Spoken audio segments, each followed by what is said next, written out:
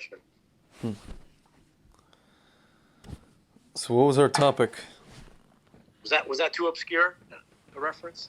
Yeah, it was. Bruno Kirby from the early '90s, too obscure for the folks at home nowadays. I guess so. So what are we going to talk about? You mentioned something last time. I talk a lot. I mention a lot I of I, things. I was just asking you a few minutes ago how the hell is it possible to test for variants?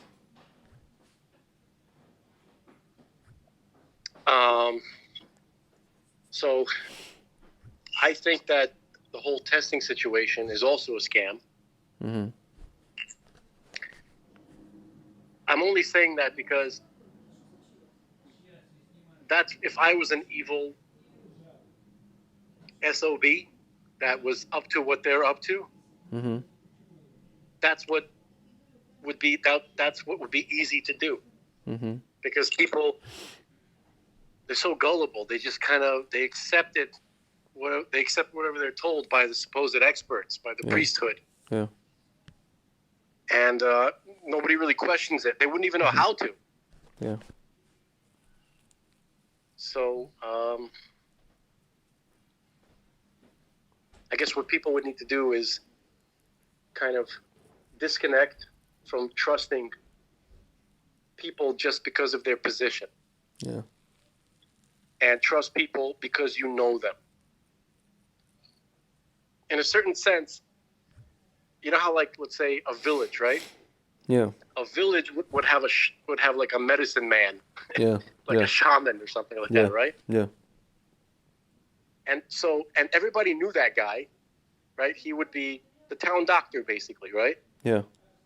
And if people started getting sick, you know, they'd kind of realize that this guy was up to something. Yeah. They'd show up at his door, right? And that's what's called, what is that called? What am I trying to say? That is called, you know, when you have to answer for your behavior and the things for the consequences. Yeah. What's it called? Accountability. there's a term for it. Accountability. Accountability. I'm getting zapped. Accountability. Okay? It's called accountability. So it's the same idea as, let's say, the politicians, right? Yeah. What possible reason could we have to send senators to Washington? Especially nowadays, right? Yeah. Where you could use Zoom, right? Yeah. Right? Yeah. Keep the senators and the congressmen at home, right? So that if people don't like what they're doing, then they'll show up in mass in front of their office Mm-hmm.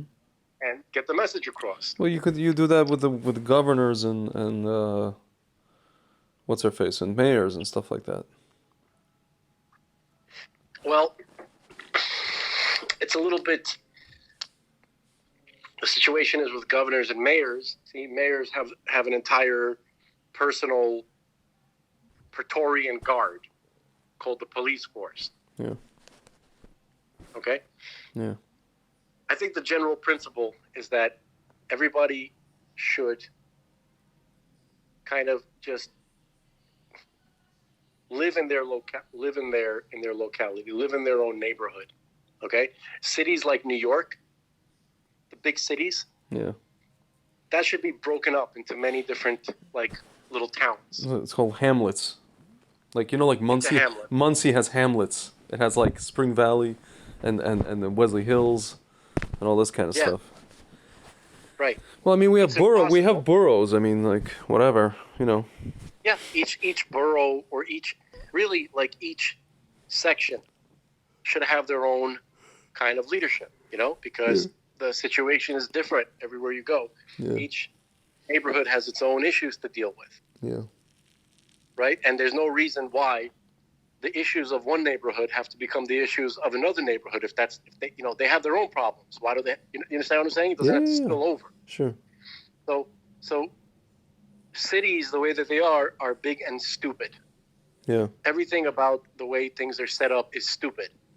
It was never meant to be that way. Yeah. People were supposed to live in little towns Yeah. where they can, where people know each other, people are involved in each other's lives to on a civil level. Not Mm-hmm. they're not going over each other's houses, but Yeah. you live with a group of people and you realize that whatever those people around you do affects you. So here's my So it's good if you know them. here's my question though. I mean, like, you're saying that people should go to someone they know.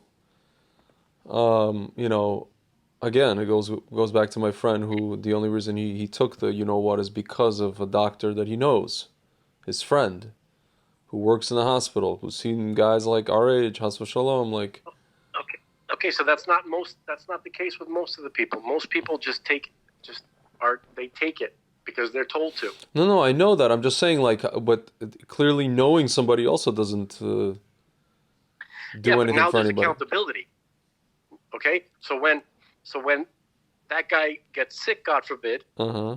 now he knows who to go and stab. Well, he's not In gonna stab revenge. him. He's just gonna be like, of course, he's gonna. I'm using hyperbole. Yeah. Greg. No, I'm telling you what's We- gonna happen. He's gonna ask him like, oh, I'm kilo whatever, and he's gonna say, well, you could still get it, and this and that and the other, and we know that. Okay, and, so that's a separate problem where people don't like confrontation, so Yeah. they'll just take a lame excuse. It's like believing the mechanic. Like the mechanic keeps telling you, you go to the mechanic and it's the same thing. Trust the expert. You don't know what's flying in your car. You don't know what's. He'll tell you, oh, you needed this and you need that. You're like, okay, like the guy in Eddie Murphy, okay, and then you pay, and at least you negotiate some kind of price, but you pay, and then you get the car back, and when it's in the shop, and you turn it on, it's fine, and you take it right out of the lot, it's crap, so you bring it back again. And the mechanic's like, yeah, you probably have this. Oh, it's most likely. I fixed that, but it's probably because of that. And you're like, okay, and you just keep going like that. With the okay. Yeah, listen, Schmucks. I've had conversations. With people, and this is kind of a headache to have this conversation. But back in the day, right?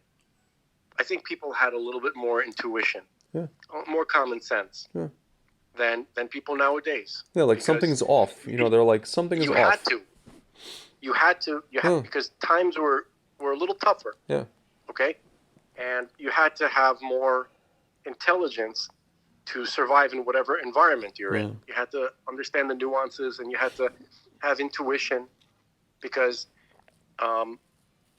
unless the people that you were dealing with, unless they were your family or close friends or from your village or something like that, then people screwed each other over. I mean, they fought for resources, they fought for jobs. It was pretty tough. I think that there's so many creature comforts now that I guess people are. It's funny. I was thinking about you sent me the Rabbi Wolf lecture, and he talks about how people have evolved into a different level, and they don't want we're not going. He didn't say that. He was talking about a statement that the Rambam was making about the abundance that will be in the time of Mashiach. Yeah, but he was talking about in terms of like, he was talking about, he used the example of Rwanda. Like, we went into Rwanda, we had no interest there, and this and that. And he said the Rebbe said that we would be in that place. Humanity would be in that place. We would just evolve to that level. We want to turn what is it called, swords into plowshares and stuff like that. So I think people are so like in that mindset already that they can't even fathom that somebody's trying to screw them. They can't, so many creature comforts. People can't fathom that we're in a place where there's still scammers and evil, like literally evil geniuses who are like plotting to just like destroy the world. Okay, hold on. Let me comment on that. So just the context of that statement from that lecture. Mm-hmm. He was saying that the Rebbe said that what we're seeing now is the beginning of something that is unprecedented. Countries, for all of human history, have used their armies to conquer more territory for themselves and to enrich themselves, their own countries. Yeah. They would never go take an army right? Their own equipment, expensive equipment, and their own men, Yeah. and fly them across the world to some completely foreign place that has nothing to offer. Rwanda didn't have any resources or wealth to steal. They didn't have oil. They had nothing. So the fact that they took armies and went there just to, make some kind of statement of justice Yeah. is, even if it did have some weird stuff Yeah. going on, like in the background, like they were doing some kind of weird geopolitical thing. Yeah. But the soldiers went, right? Yeah. The soldiers weren't a part of that. The people who volunteered for this mission. So that goes to show you the warrior mindset has changed. Yeah. Not the corrupt politician who's always trying to figure out an angle. Yeah. Right? Yeah. So the point was that he said that that's not the nature of man. Yeah. Until that moment. Mm-hmm. It shows the sign of things changing. Now, he never said, "Oh, look, we've arrived." He didn't say that. No, I know He that. didn't say, "Look, right." He just said that, "Look, this hasn't happened before. This is a sign of what was foretold about the days of Mashiach." So what I'm saying is that I think people think that we've arrived, or because of the creature comforts, they've gotten into their heads that we've arrived, or maybe because they've, some of them in their heads have arrived, so they think that everybody else has arrived, and therefore they cannot fathom. I think it's a minority. No, I'm just saying they can't fathom that there's like this kind of evil. People cannot. Come on, what you think? I'm telling you, I've had friends. Come on, what do you think? There's like some guy out there who's trying to do and this and do. Okay, and I'm like, yes. So by people, you mean? By people, you're talking about soft-headed Jews. That's what you're talking about. No, just people in general. I don't know. I had a different experience. Okay. It seems that other people, not Americans, well, not city-dwelling Americans. Mm-hmm. City-dwelling Americans, they're always portrayed in the movies as savvy and this and that. But really, they're not so savvy. They're the dumbest. Yeah. They're the dumbest. Well, look what happens to them. Look what happens to them when they get out into the wild. Yeah, they're the least self-sufficient people. Okay, they can't take care of themselves. Okay, they rely on everything. People who live in cities live in perpetual nanny state. Look at the Crocodile Dundee when she goes out to Australia. The lady, it's like, and then in reverse when he comes here, when he comes to New York. Yep. But even then, he probably survives in New York much better than, He thrived in New York. Yeah. Everybody loved him. Yeah. He beat the hell out of an entire pimp organization at some point, if you recall. And he was the first one to stand up to a transgender. That was the second one. You mean he stood up to transgender bullies? Yeah. He stood up to those transgender people who try to bully the rest of us, you mean? Yeah. Yeah, I agree. That's not a knife. This is a knife. That's a knife. Dude, one of the few times when a sequel was almost as good, at least as good as the original. Mm-hmm. That's tough. That's tough. He did it. It's great. Beverly Hills Cops, the trilogy of that was pretty good too. I enjoyed those. What was the third one? I the first two I liked. I don't recall. The third one was I'll tell you what the third one was. That was like much later, right? Yeah, it was like Wally World. Oh, I didn't. That was. It was kind of weak. It was kind of weak. The second one was pretty good. The second one was pretty good. First one was the best one, obviously. That's the guy, Rosebud. Yeah. Remember? Yeah. That's Judge Reinhold. Yeah. What a name. Yep. That guy is an 80s icon. That's right. Like, he's one of the kings of the 80s, and he just kind of just disappeared Yeah. after the 80s. His last movie was Here, his last movie was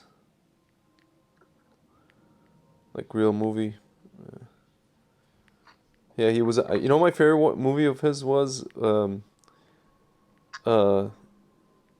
when he changes like what is it? When he's with oh my God, who's like the kid from my God, Fred Savage. When he Okay. plays his dad. Oh, wow, man. Judge Reinhold is old enough to play Fred Savage's dad? He was Holy crap. That's hard to imagine. the movie where I they guess, change places. Oh, vice yeah, versa. Vice versa. Vice Versa. Yeah. Vice Versa. That was not Judge Reinhold's last movie. I mean, he No, did that some wasn't his stuff in the last movie. I 90s. said it was my favorite movie. One of my favorite movies. Is. No, Yeah, that was just like that's a total ripoff of like Father Like Son his last movie. with Dudley Moore Yeah. and the kid from Growing Pains. What's his name? Yeah. Mike Seaver. Yeah. His That's last his name in the show. I forgot his name. his last series movie was I mean, he made a bunch of movies in 2000s, but his last one was uh what is this? I think my favorite movie with him was this movie called Ruthless People, where him and his wife kidnapped Bette Midler. And Yeah, they I'm tried looking. they tried to get a ransom Yeah. from her husband, Danny DeVito. It's He didn't want hilarious. to do it. This He's here. like, keep her. He's like, keep her. Because Millionaire she was Sam. like a chubby, complaining like yenta. Yeah. Millionaire. And then while she was in, but hold on, but while she was in captivity, Yeah. she started working out, and she like turned into like she looked the best shape of her life. It's funny. And then Danny DeVito wanted her, and she's like, no. Anyway, that's just a funny movie. Yeah, he plans on murdering her to gain control of her $15 million family fortune and run off with his mistress Carol. When Sam returns home only to find her gone, an anonymous man on the phone tells Sam that Barbara has been kidnapped and threatens to kill her if Sam informs on the media. Yeah, and that's John, and that's Ken. Judge Reinhold. Yeah. But they never actually intend to kill her. They actually treat her really nice. Yeah. It's so weird. And they're wearing these like Bozo the Clown masks. That's like. Anyway, but Judge Reinhold, man, he's like the first kind of like. He reminds you of the guy, like your older brother's friend or your older brother. Yeah. Is that he's kind of cool. I'm not gonna say he's the everyman, but he's like this kind of like he's a really homey looking person. Like you know that guy. Yeah. That's Judge Reinhold. Yeah. He's like I think what's his name? Seth. What's Seth? Rogen? Who am I talking? Seth Rogen, right? Seth Rogen tried to take on that kind of persona. Yeah, but he's a schmuck. I mean, he even had a whole thing in that episode with Larry David this past week. It was called Every Man. He's like, I try to be an everyman. Oh, that was him. That was him, yeah. With the long hair. He sounded like Seth Rogen. It didn't look like him. That was actually the only funny. Wait, what the hell happened? I have no idea. Yeah, I guess so. He's a schmuck. He's another schmuck. He is. That is a very sorry crew. Yeah. Seth Rogen, what's his name, Franco, and the fat guy. Well, he used to be fat. Yeah. That is a very, very sad crew. Maybe I'm wrong in including the fat guy with that crew because I'm pissed. I'm pissed at Seth Rogen because they always try to make a mockery out of anything Jewish. I know. Because what do they know? What do they know? What they know is what they know, or what they don't know. They put on this whole display at some award show. Yeah. Where they did that like really kind of like disgusting bar mitzvah thing. Do you remember what I'm talking about? Yeah. Like, yeah. Listen, when the whole Judaism, their understanding of what's what is down to like Ashkenazi decrepit culture. Listen, Ashkenazism. Honestly, bro, fuck them. Okay, I don't care about what they're understanding. Look. There was a time when I didn't have the best understanding, right? And even Russian guys who are usually flippant in private conversation with the Jewish stuff, right? Yeah. They're not going to make a public. They're not going to That's true. embarrass their That's people true. publicly, right? That's true. Okay, fuck those guys. Yeah. Anyway, so when you have a public platform, it might be a good idea. You see, you know what else is worse? They would never, ever do that with anybody else. They'd never, you know, if you're talking about like even like ISIS, oh, they'd be very careful not to offend any ISIS people, or the, you know, or any Quakers, or actually Quakers they might attack, because Quakers don't watch TV, right? Mennonites, Mennonites, they wouldn't mind attacking Mennonites because it's okay now to attack like religious people. If they're white and if they're white and civilized, you can make fun of them as much as you want. Okay, if they're brown or black and they come from a culture which is, you know, completely violent, well, then they're like a sacred cow. You can't say anything about them. Okay, I very much do not respect Seth Rogen, Franco, and that entire Hollywood crew. It would be better if Hollywood is the waste bin of the Jewish people.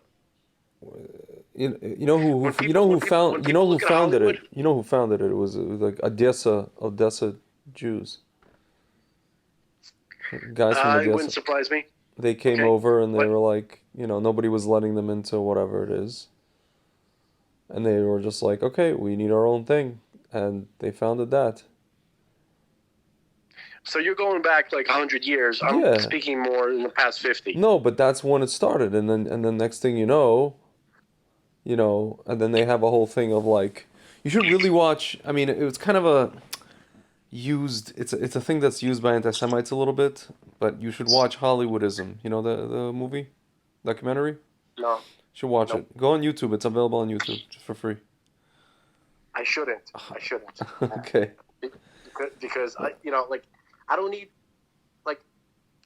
documentaries. Like I don't know how I feel about them, because most of them have been bullshit. Okay. Most of them are propaganda. You know. Okay. So either one way or the other. So I'm going to watch a documentary and all of a sudden I'm going to feel informed and educated. No, really. I hear what you're saying. What I'm saying is like, there's a trajectory that led to what we see in front of us today. Well, I could see that myself with Hollywood. Yeah, and yeah, at this point, these people are just trying to stay out of prison because there's a woman on trial, and she has all the information on them, and the black book apparently has been redacted. These people, like Jim, I think I showed you the video with Jim Brewer. He made another video, the comedian. He goes, if you guys only knew what these people did behind closed doors, not only the actors but the guys who are like the talking heads on TV, all over the place. He's like, you would not be taking their advice. I can tell you that much. And he knows because he was on SNL and he's been in these circles. And who said that again? Jim Brewer. Jim Brewer. Oh yeah. No, Jim Brewer is a man. Yeah. So Jim Brewer. It would be the twist. It would be a true twist if he ended up like the leader of the cabal. One of the talking heads. I would start clapping my hands and be like, you fooled me, because he seems like one of the most sincerest, normal guys around. Yeah. Well, he's like a typical guy from Long Island. That's where he's from, And Stallone. It would be difficult for me to imagine that Stallone is part of these Hollywood weirdos. I think, you know what I've come to the conclusion? The people that the Hollywood people that you don't see speaking, that are silent, are the ones that are not down with any of this shit. You know what I'm saying? They can't come out in public because they don't want to get, Kenny Rogers roasted chicken, rotisserie. You know, there's a couple of them that did. You know, like these musicians, like Van Morrison, Clapton. That's like in England. You know, they came out. Um, Dude, there's one of the band members from Scorpions, hmm if I'm not mistaken. Now, if this is, I can't say that this is uh, authentic. I'm pretty sure it was him. hmm There's a video of him talking about all this hmm pedophilia and child Yeah. sacrifice stuff that he saw. Listen, there's him. You There's know what I'm talking about? yeah, and they Avicii, the DJ. They killed the guy. He made a music video about that stuff. Avicii made a music video. Corey Feldman's been talking about it for years. You know, like Roseanne's been talking about it. Yeah, Roseanne is, man, they drummed her right out. Yeah, they had to. They had to, but she gave them ammunition though. But whatever. She's, Dude, when I because spoke, she's a true comedian. yeah, Roseanne is a true yeah, comedian. yeah. She's hilarious. Mm-hmm. I didn't Dude, appreciate that when I was a dude, kid. Because she's she the was like one. playing. She's the one that paved the way for every woman stand-up comic that you see today. Roseanne, like in terms of the modern, the way, you know, we're not talking about like Phyllis Diller and Joan Rivers. I'm talking about like the modern, like any woman who gets up there, who's doing actual material and not like one-liners, is doing so because Roseanne was doing it. I don't know. I don't know if I agree with that, but she's definitely one of them. You know? Dude, like Joan Rivers is Yeah. not standing up there talking about like Yes, any. she is. She was. It was like more. I don't know. It was like Don Rickles era stuff, but except for like. Okay, right. So basically, the modern type of comedy. I don't know if it's an improvement, to be honest with I'm not saying it's an improvement. What I'm saying is like. Roseanne was the first woman to get up. Like she was talking about like I'm a housewife, and this is how my husband like. But it was like real stuff. It wasn't like. You know. you. No, I mean her joke, which I remember, was like I think this is kind of her style. Like people tell me I'm not feminine enough. I tell them, suck my D. Yeah. I'm not gonna say it. Yeah. Yeah. That's it's kind of a crude, kind of like a simple humor, but it's Yeah. not. I mean, Yeah. on the surface. Yeah. But her timing and the irony. It's There's brilliant. a lot of things going on. It's brilliant.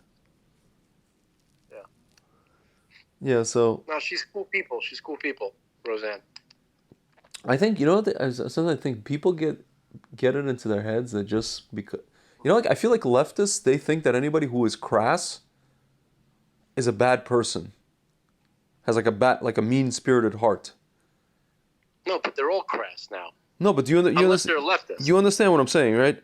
Like leftists have got it into their heads that if a person like Trump or somebody else gets up there and they're not nice, ostensibly nice, that means that they're a horrible person. They're a bad person, or a nasty person, or evil. I don't know. I mean, they enjoy people like Joy Behar, Yeah.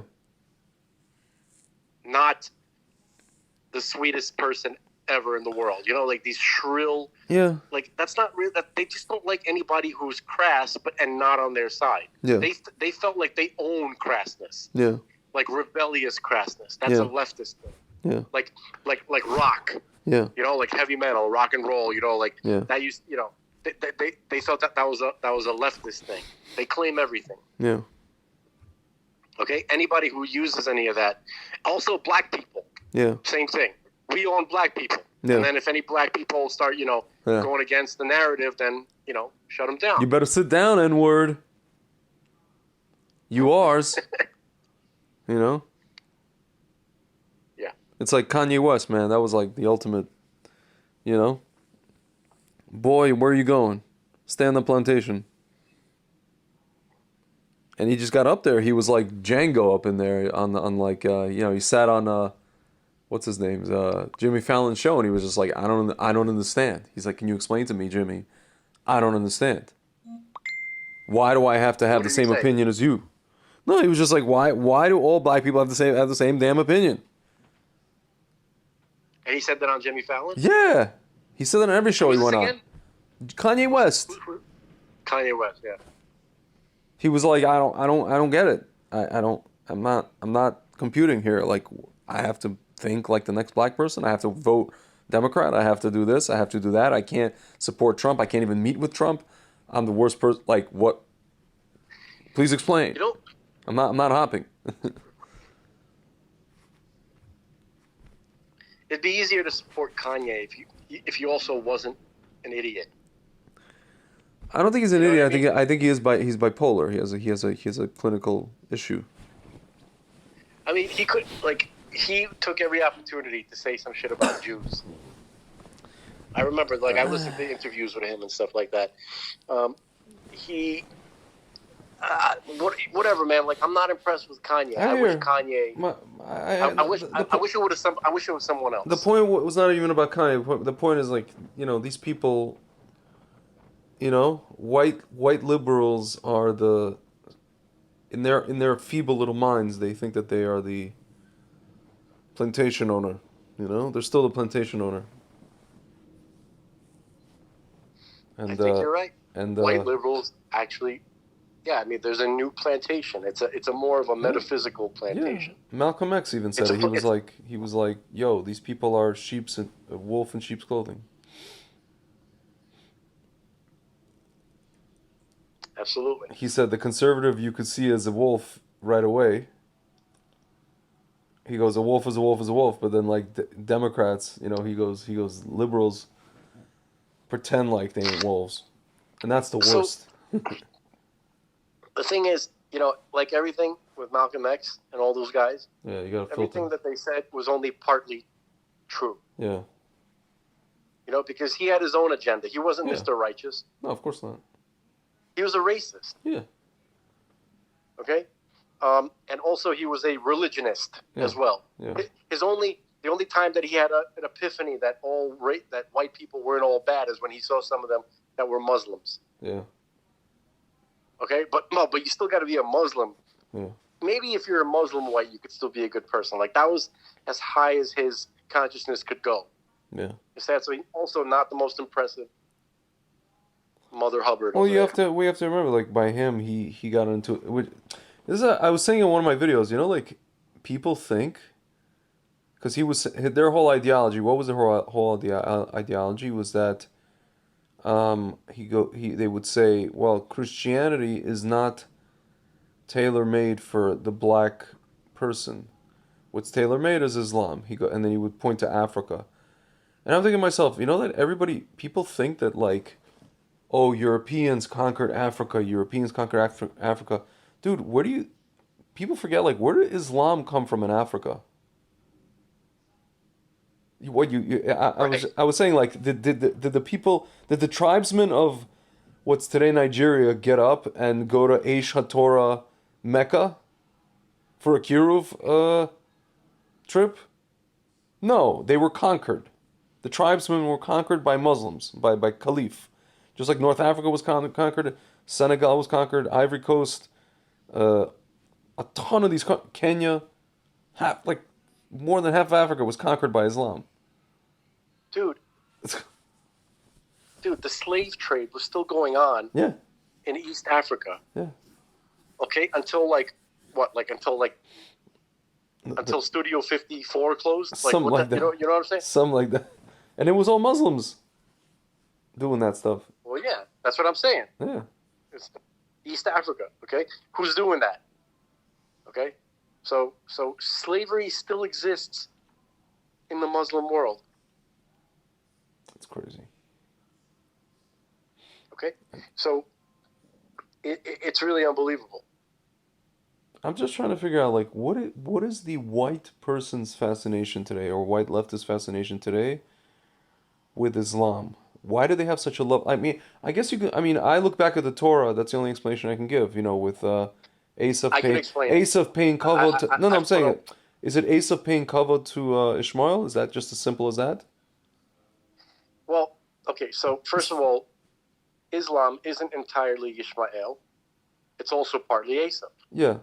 And Esav has a little bit of Ishmael mixed into it. Yeah. Okay, there's elements of each in that they are inter-included in each other. Yeah.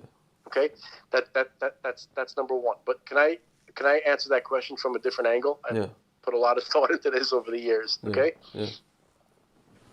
Growing up in Brooklyn, hanging out, with a lot of different types of people, especially when you're interested in music, right? And that whole scene. So obviously, who we encounter in these type of places. Okay, so there's a lot of ladies. Yeah. Okay, that have a lot of very revolutionary ideas. Yep, I remember that. Okay, so we're talking about leftist-minded white ladies.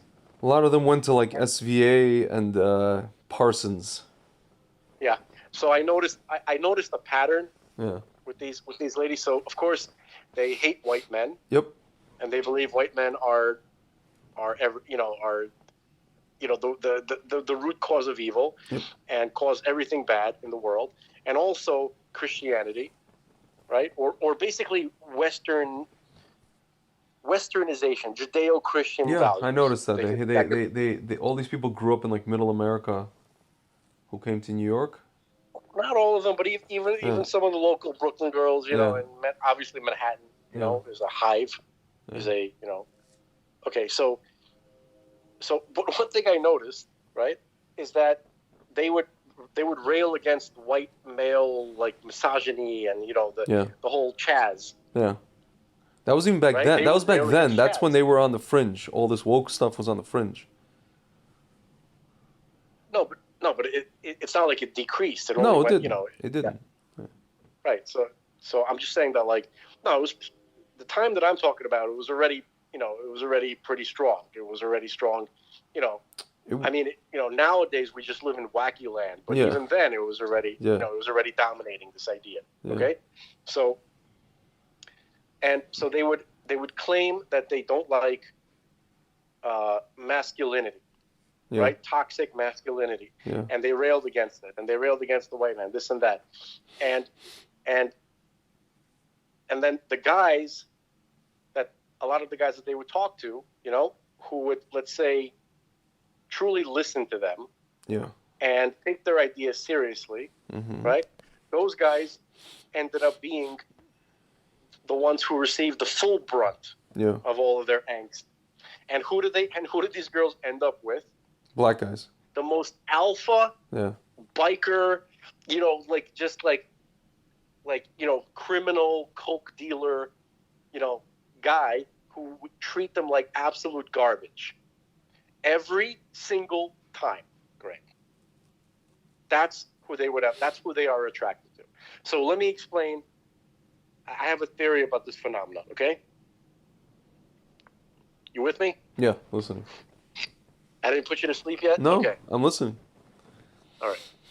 So the girls who we're talking about, who are railing against toxic masculinity, right, are in reality the ones who crave it more than anything else. So it's kind of like a subconscious battle. There are some women who literally cannot stand any male weakness in their society. Yeah. Now, this is not conscious. This is not going on consciously. Yeah. Okay? So what they do, their response is to challenge it. Yeah. Right? Is to find any male weakness and to expose it and to challenge it. Okay? Any guy who's a little too civilized, who's a little too gentlemanly, right?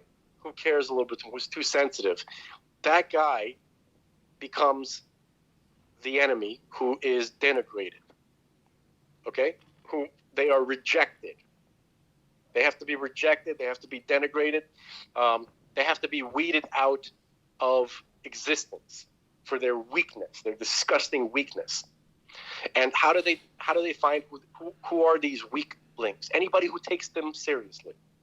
Meaning any guy who takes the ridiculous, absurd nonsense that comes out of the mouth of these women, anybody who takes them seriously, meaning the women, Oh, so that's all the the person so that all needs to they're be trying to rejected. they're just trying to weed out the herd. Is that what they're doing subconsciously? This is a subconscious. This is almost like a spiritual framework, Yeah, and the women are just kind of conduits. They're like little hubs. yeah. Not, I'm not sure what I'm saying. They're like little, No, not no. conscious though. Yeah, yeah, yeah, yeah. Okay, so They're those women, vehicles. They're vehicles. Yeah. right, and that's why they're so attracted. And this is to answer your question. This is why they're so into Islam. Because what is Islam?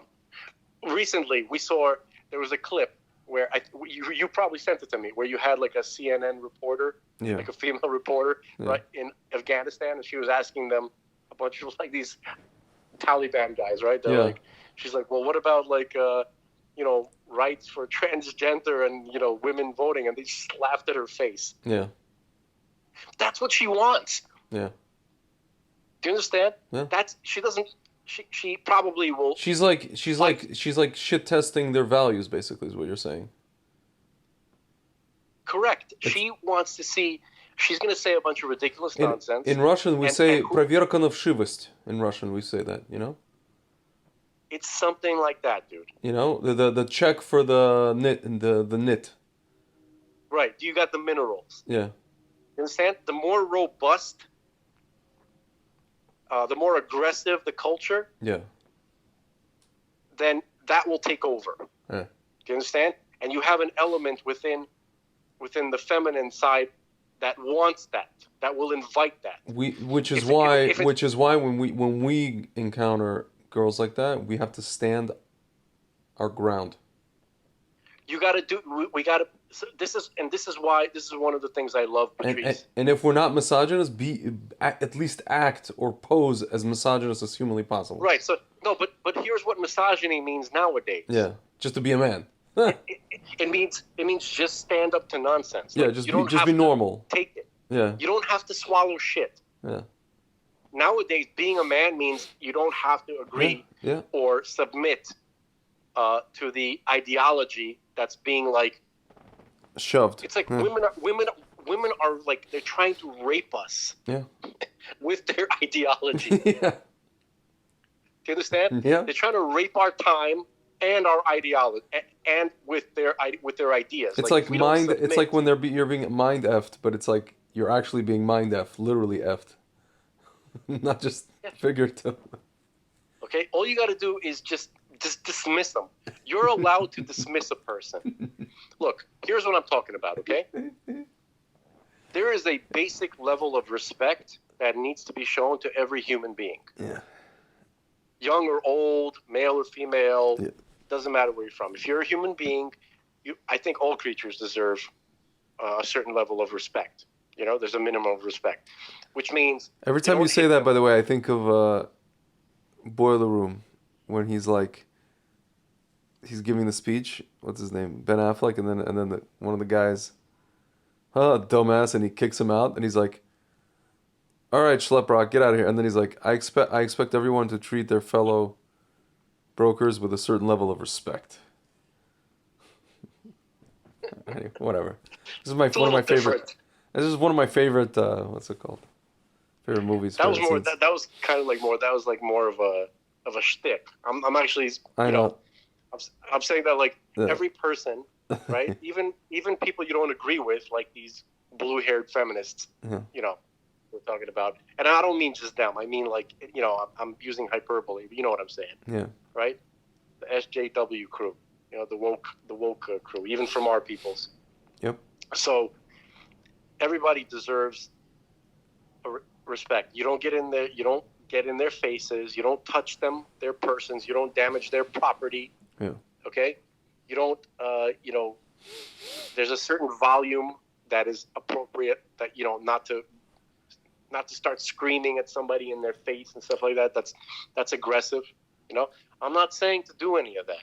I'm just saying that you can. If somebody is coming up to you and saying "gaga goo goo," right? All of a sudden, like somebody on the train, you don't have to engage them in conversation.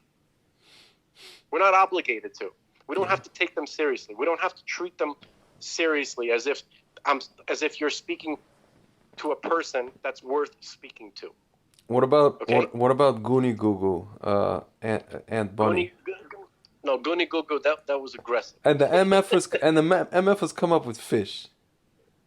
And they'd say Right. go, and then they said Goonie Goo Goo.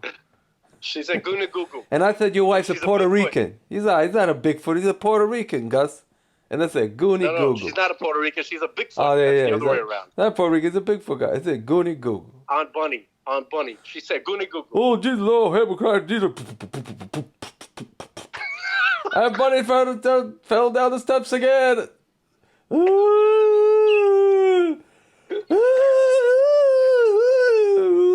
He's like, you ever just cry and you can't breathe? Yo, right now, Eddie Murphy's listening to us, let's say, right? And he's like, shut up. I'm trying to get people to forget about that. I'm all zen. I'm evolved now. You guys, you're going to get me killed, fool. Shut up. Lillian, my house. Lillian, you better, you can't use my phone. That's my phone, Lillian. You don't like it? You get can the be you can black open guy. the window. You be a screaming motherfucker. No, he's like, I know you're 7. But you be a 7-year-old no house MFer. Don't cry. He's like, that's not a coaster. It's a piece of shit. I put my drink on top of it, Eddie. You don't clean after the MFer. You don't feed it. He's like, you don't even know its name. Hey, Coco, come here. See, you don't even know his name. No, hold on. You know the routine that he did about his mom who was going to make him a Whopper or like a Big Mac, Yeah. right? He's like, He's not a people. It's a Wonder Bread. Wonder Bread. When he did that routine, that literally happened to me like a That was my parents. I had happened these to me burgers so with like black bread, like Russian Borodinsky khlyeb. Yeah, And I was like, holy shit, I know and it was exactly what he's talking about. cutlets. It wasn't burgers. It was a cutleta. It was I was like, I want a devastating. burger. The She's, disappointment was devastating. and then I got it in my lunchbox. I was like, and then my friends were like, what the fuck is that? I'm like, I don't know. Yo, man, like being Russian, like with Russian food, It's I such an was never a embarrassment. fan of it, but It's it was such an really some funky stuff. It was such an embarrassment in school. Dude, Zephyr. There was in the second, what was it, the I fourth love grade or something Zephyr. like that. I love Zephyr. No, we're supposed to bring, everybody's supposed to bring like a dessert Oh, their from old their culture. ethnic thing? Yeah. Yeah, everybody was bringing these Duncan Hines, all these gooey, Yeah. You stuff. And my parents like, nah, Prince Zephyr. I'm like, what the hell is this? I don't even like it. I think my parents gave me like It's pretty good. no, they It's gave me pretty the good now. I can appreciate it now, but yeah. back then I they was gave me not a fan. Napoleon. They gave me Napoleon to bring. Napoleon. Wow.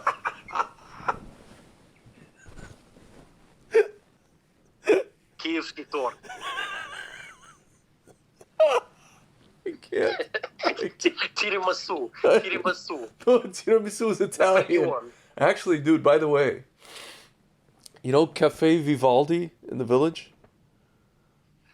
Sounds familiar. I used to yeah. go there on Jones Street, Grange Jones, whatever. It's like near. It's like a block away from what's it called? From Comedy Cellar. They had the best tiramisu. Mm-hmm. Oh man, they had like a guy on a piano, and somebody playing piano and like violin, and then they had like dope Tiramisu. They put some kind of liqueur in there, and it Yeah. always tastes like spoiled cake to me.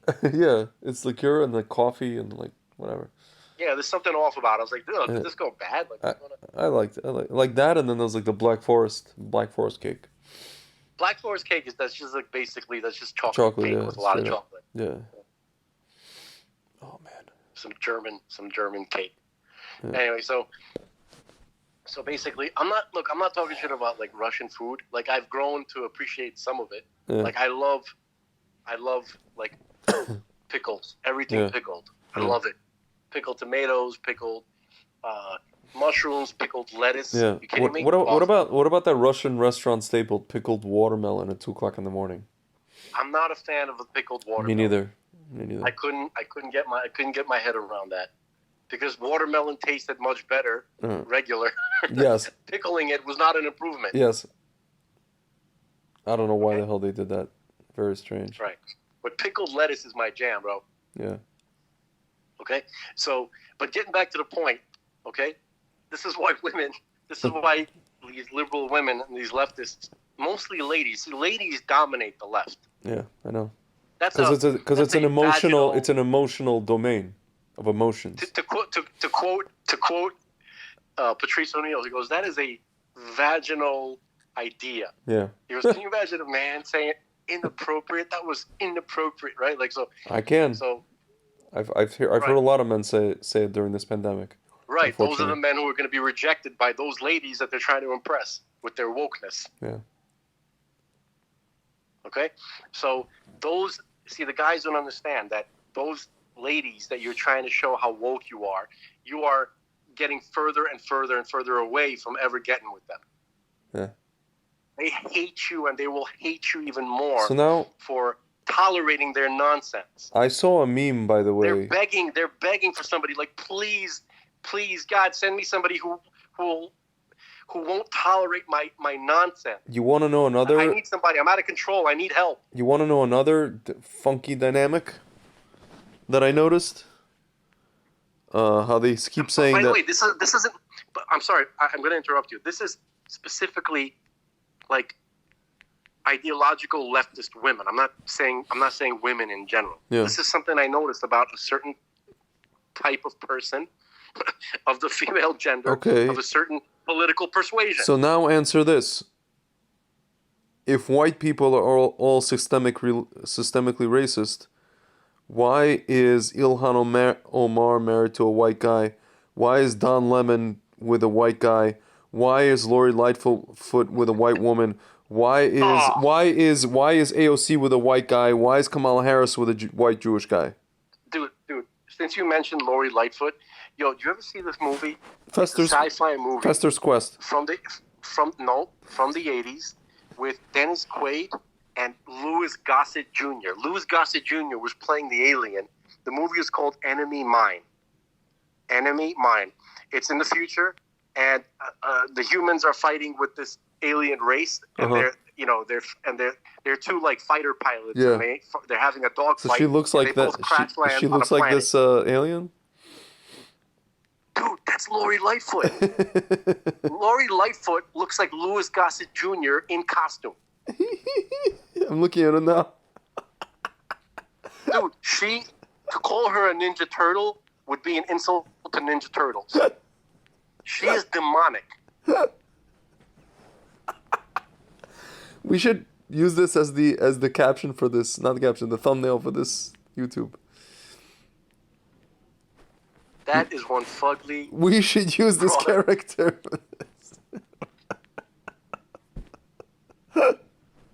Anyway, so why are these? You know, she's like that guy. She's like that guy from Total Recall. Yeah. Remember when he goes to the whorehouse, Yeah. you know, to find Melina, Yes. whatever, right? Yes. And then that guy with the messed up face, he's like, Yeah. "You have a lot of balls showing your face around here," and he's Yeah. like, "Look who's talking." Yeah. It's like- she looks scarier than that guy. Gosh. My God. That is a scary sight. Dear Lord. Anyway. No, so how do you explain that? They're dating all white men. Dude, when you're talking about like people we see on TV, I have a hard time believing any of that is real. Yeah. Like anything about their lives is real. Like all those people that they're supposedly married to. And do you ever see Hail Caesar? No. Hail Caesar was a Coen Brothers movie with Josh Brolin in the lead, actually.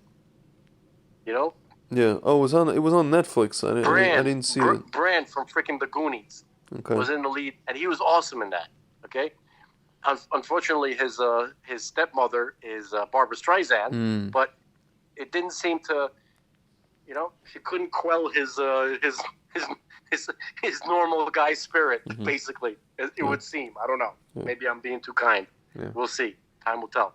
But basically, he played a movie studio executive in the 50s, I believe. Mm-hmm. Yeah, And it 1951. was showing how he was basically the handler for Yeah. all these like Hollywood idiots, right? Yeah. And there was like a starlet who was played by what was her name? Scarlett Johansson. Mm-hmm.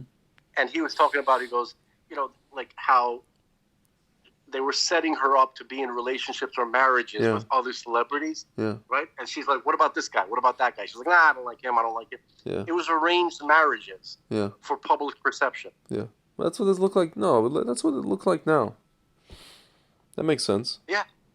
Okay, that's what when you're talking about that kind of stuff, that's probably what's going on. Listen. What I was mentioning before was actual people that I know. You know, like not fucking fake celebrity people. Yeah. Like those aren't even real people. Yeah. They're basically matched up. Like I don't even know if they have like time to have like a real life somewhere, like in secret. Yeah. You know, like is Mila Kunis? Is she married to Dude Where's My Car? I don't know. Maybe she is. I don't know. It's possible. Yeah. You know, it's like when you're in Hollywood, they're like, look, you gotta, if you want to be famous, you want to be in movies, you gotta marry Dude Where's My Car. Yeah. I forgot his name. Ashton Kutcher. Ashton Kutcher. Yeah. Yes. And then.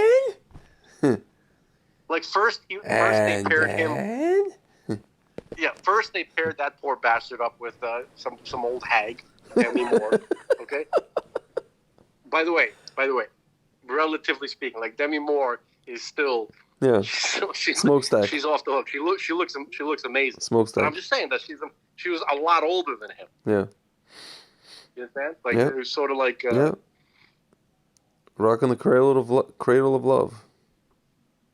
Dude, I saw some stuff. I saw this video. You know, I'm not even gonna tell you because you're a dummy and you're gonna start looking for it. And it's gonna start an entire like downward spiral, and then God will send a lightning bolt to destroy me. Or what is this Catholicism? What's wrong with you? I'm not saying God's Zeus. I'm speaking hyperbolically. Yes. Okay. People need the shtick detection software. Okay. Okay. So, but by the way, leftist women, no shtick detection whatsoever. No, zero. So boring. God. So unfun. I know. Yeah, pretty bad. Right. Like so explain ladies, so explain to me the Islam thing. So what about men being fascinated with it? Because men want to be involved in whatever they think women like. Okay? Mm-hmm. It's a very unbelievable. Listen, speaking about documentaries, I wish I could remember the name of this documentary. It was about the Saudi royal family. And this is recent. This is probably like in the last 10 years. And they had like this whole, each brother from the royal prince, he runs like a province in Saudi Arabia, right? And they were asking him, they're like, look what's going on like with the women. Look at the thing. And the guy's like, you don't understand. It's not us. It's them. Yeah. You think that this is all because they demand. It's the women who are not ready to move on. Even if some of us want to become more modern, we're sick of driving them everywhere. It would be okay. Trust me, I'll be happy if she can go to the supermarket on her own. I have to always find one of my sons or a brother or an uncle or something like that to go. That's annoying. They're still stuck in that mentality. Yeah, of course. So there's also that. People are surprised by that aspect. Yeah. Okay, so I'm assuming there's a little bit of truth to that, to what he said. Yeah. Okay, so it's not that simple. Okay, so there is an aspect of it could be like something ingrained genetically, like in the pure survival instinct of being a human being. You have to weed out all the people who don't have aggressive enough disposition. No, but don't these putzes understand that like if Islam, let's say let's look at Europe. Once Islam takes over in terms of population, they're not going to care about this transgender. Like, they're just going to eliminate these people. They're just going to wipe them out from the face of. They're going to throw them from rooftops. They don't understand that. Okay, no. So you're talking about the transgender and the gay people. Yeah, no, that's everybody. Yeah, and also the lefties who support them. They're gonna take any collaborators. They'll convert. They'll convert. They'll be The leftists are going to convert to Islam, and then they'll throw out They're the gonna- transgender off rooftops. That's right. That's exactly what they're going to do. That's exactly what they're going to do, Greg. They're going to convert because they are cowards. They are when push comes to shove, okay? When they are proven to be wrong, right? They're not from the stock of people that's going to say, you know what? I was wrong this whole time. I have perpetrated evil. I have helped to destroy my society. I need to fight against this. They're not going to mobilize an anti-force against Islam once they realize that they're just going to be like, well, okay, I guess I was wrong, and these guys are the winners. I better join them. That's what's going to happen. Of course, that's what's going to happen. Okay? They are the leftist mentality, right, is the manifestation of the worst human characteristics that exist. Emotional incontinence, envy, pitting people against each other, always looking for a villain, and much more. Okay, this people who become leftists, they have been claimed by the Sitra Achra. Yeah. Okay, they do very little self-examination. They're always finding someone else to blame for their issues. Now, everybody's like that on some level, okay? But leftists made it into an ideology, into a way of life. Yeah, it's like never their fault. It's never their fault. It's a very there always must be an enemy. It's a very narcissistic way of being. It's really incredible. Okay? Right. And everything they claim to care about, they want somebody else to take care of it. Do you understand? Well, to pay for it. To pay for it. To pay for it, to enforce it, everything. Okay? So, and they always end up somehow attacking those that they supposedly care for. Yeah. And they'll find a reason. Like, there's going to be some mental pathway for a leftist who supposedly cares about women to watch women get stoned to death. Yeah. They'll find a way to justify it. That's not, you understand, because it's not based on anything that makes sense. Okay? All it is the indulgence of the worst human traits. That's it. Okay? So, but getting back to the women, not all women, this certain type of woke broad. Okay?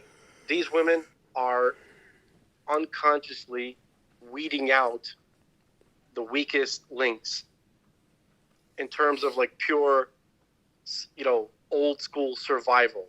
Yeah. Like cavemen, right? Who's the most aggressive caveman? Yeah. That's who we need, because those are the guys who can fight off the animals or something like that. Yeah. Okay, we can't have any wussies who are going to tolerate my nonsense. Okay, but when you have like more normal ladies, usually more right leaning, I find. Okay, who are more family oriented in general. They're not against. They don't think having kids is a crime. paternalistic conspiracy against their nightlife plans. Yeah. Okay, and they can see they do have more God consciousness. Mm-hmm. Right. And I'm not talking about like ladies, stuck in the home. Regular people. They have careers. They work hard. They're educated. So they tend to be a little bit more normal and have more normal relationships. Yeah. They tend to be mentally healthier in general. There's not, you know what I mean? It's. Yeah. So, and they don't. You know what I noticed? Something happens to people. Like, I'm not a say no to drugs kind of guy, but specifically weed, I believe weed produces leftists. Yeah. I don't know if it's something that they're putting into it, But once somebody starts seriously, I, like I don't weed I don't becomes think a serious part of their life. the people that I knew, it wasn't weed. It was what I noticed that when I talked to them, I noticed that they were not able to think properly, and I think that cocaine is the main culprit for that. The people that I know from like especially like the club scene, Yeah. that you would say something to them and they didn't understand the logic of what you're saying, or they wrote everything off as like a talking point. Like they couldn't understand that there was like an original idea being formed here, or what the idea actually was. They're stuck in their like ideology, dogma, demagoguery. It's cocaine because it burns your brain. There's like там дырки в голове, there's like holes in there. I don't have a lot of experience with cocaine. I don't. I I, personally, I I personally do not. I with people being around people who are into that stuff. You know. I don't really understand. I didn't understand what it was. I tried it, and I felt nothing, and I didn't understand what the allure was. It's supposed to it's like drinking bazillions of cups of coffee. Yeah, it didn't do a thing like everybody else. At some point I'm thinking, wait a minute, is this placebo? Because I felt nothing.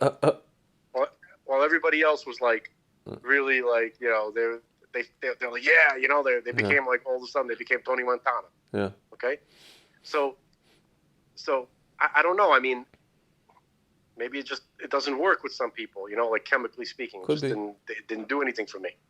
But X is a different story. Yeah. But It didn't make me into a leftist. ecstasy also burns the brain. Like I mean, these people used to do it on a regular basis. I can't say I did it on a regular basis, but there's several sessions which are pretty awesome. Yeah. Didn't turn me into a leftist. Yeah. Maybe I lucked out. No, dude, these people, you have to understand, these people, what I noticed also, I used to be on a message board with them, and the way a lot of these kids, most of them are white, most of them. A lot of them came from middle America, or like the Midwest, from very, I remember how they used to talk about, like, they used to say, oh my God, anytime I hear the term family values, I want to puke. I'm like, okay. I didn't understand. And like, a lot of them were raised, going to church, like really Christian, kind of, even, not evangelical, but like really Christian families, wholesome Christian families. And they hated it. They hated themselves. It's because the left knows how to make, you know what they do? Here's what the left is excellent at. And there's a Russian guy who gave me this metaphor. A Russian guy from yeshiva when I was in Morristown, before they threw me out. Yeah. There's awesome Russian dude from St. Petersburg who was there, and actually became a surgeon. I probably shouldn't say his name, but he told me an awesome metaphor. He said that leftists, they know how to take a piece of shit and wrap it in a shiny wrapper and then sell it. Yeah. Which is exactly the MO of the Sitra Achra. It's like Tommy Boy, I could put a shit in a box and call it brake pads. Yes, right. I could take a dump in a box and and I could tell you it's a brake pad, but it's not, right. So, okay, so that's what they do. They made being a jerk, being against family values, being a revolutionary, they made it look sexy. They made it look romantic. Yeah. There was one of the stories from Sherlock Holmes when he was dealing with there was like, forgot the name of it. It was a case about vampires. Are you familiar with any of the Sherlock Holmes stories? Some, not all. Basically, so he went to investigate. There's this one situation where there was a guy who returned to his family estate. The family estate was burned down by the villagers, by the locals, because apparently the locals suspected them of being vampires or some kind of demonic activity. Mm-hmm.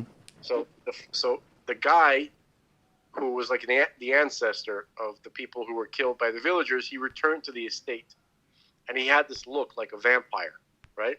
Mm-hmm. So, and he had this like effect on women. Okay, he saw how like women were attracted to him. He had this like persona. Anyway, the guy ended up being like a fraud who was trying to like just mess with the villagers. He learned how to do like magic tricks and psychological like hypnotisms and stuff like that. Yeah. And to make people think that he was like a vampire. But people started dying. I don't recall who, and everybody thought that it was him who was doing it, but it wasn't. It was a kid who lived in that village who saw the effect that he had on women, and he wanted to emulate that. Well. Okay? So it made the whole thing about being like a revolutionary, appealing and sexy, like wear a Che shirt, like a schmuck. Yeah. There's I remember, can I tell you a quick story? Back in the day, this is like '05, and I'm standing outside. Actually, it was one of my gigs in the East Village, my DJ gigs. And I'm standing outside this, remember Leopard Lounge on 2nd Avenue and 5th Street?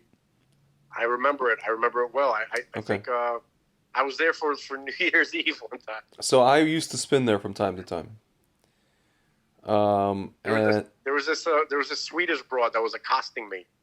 It's crazy. She was like a head taller than me.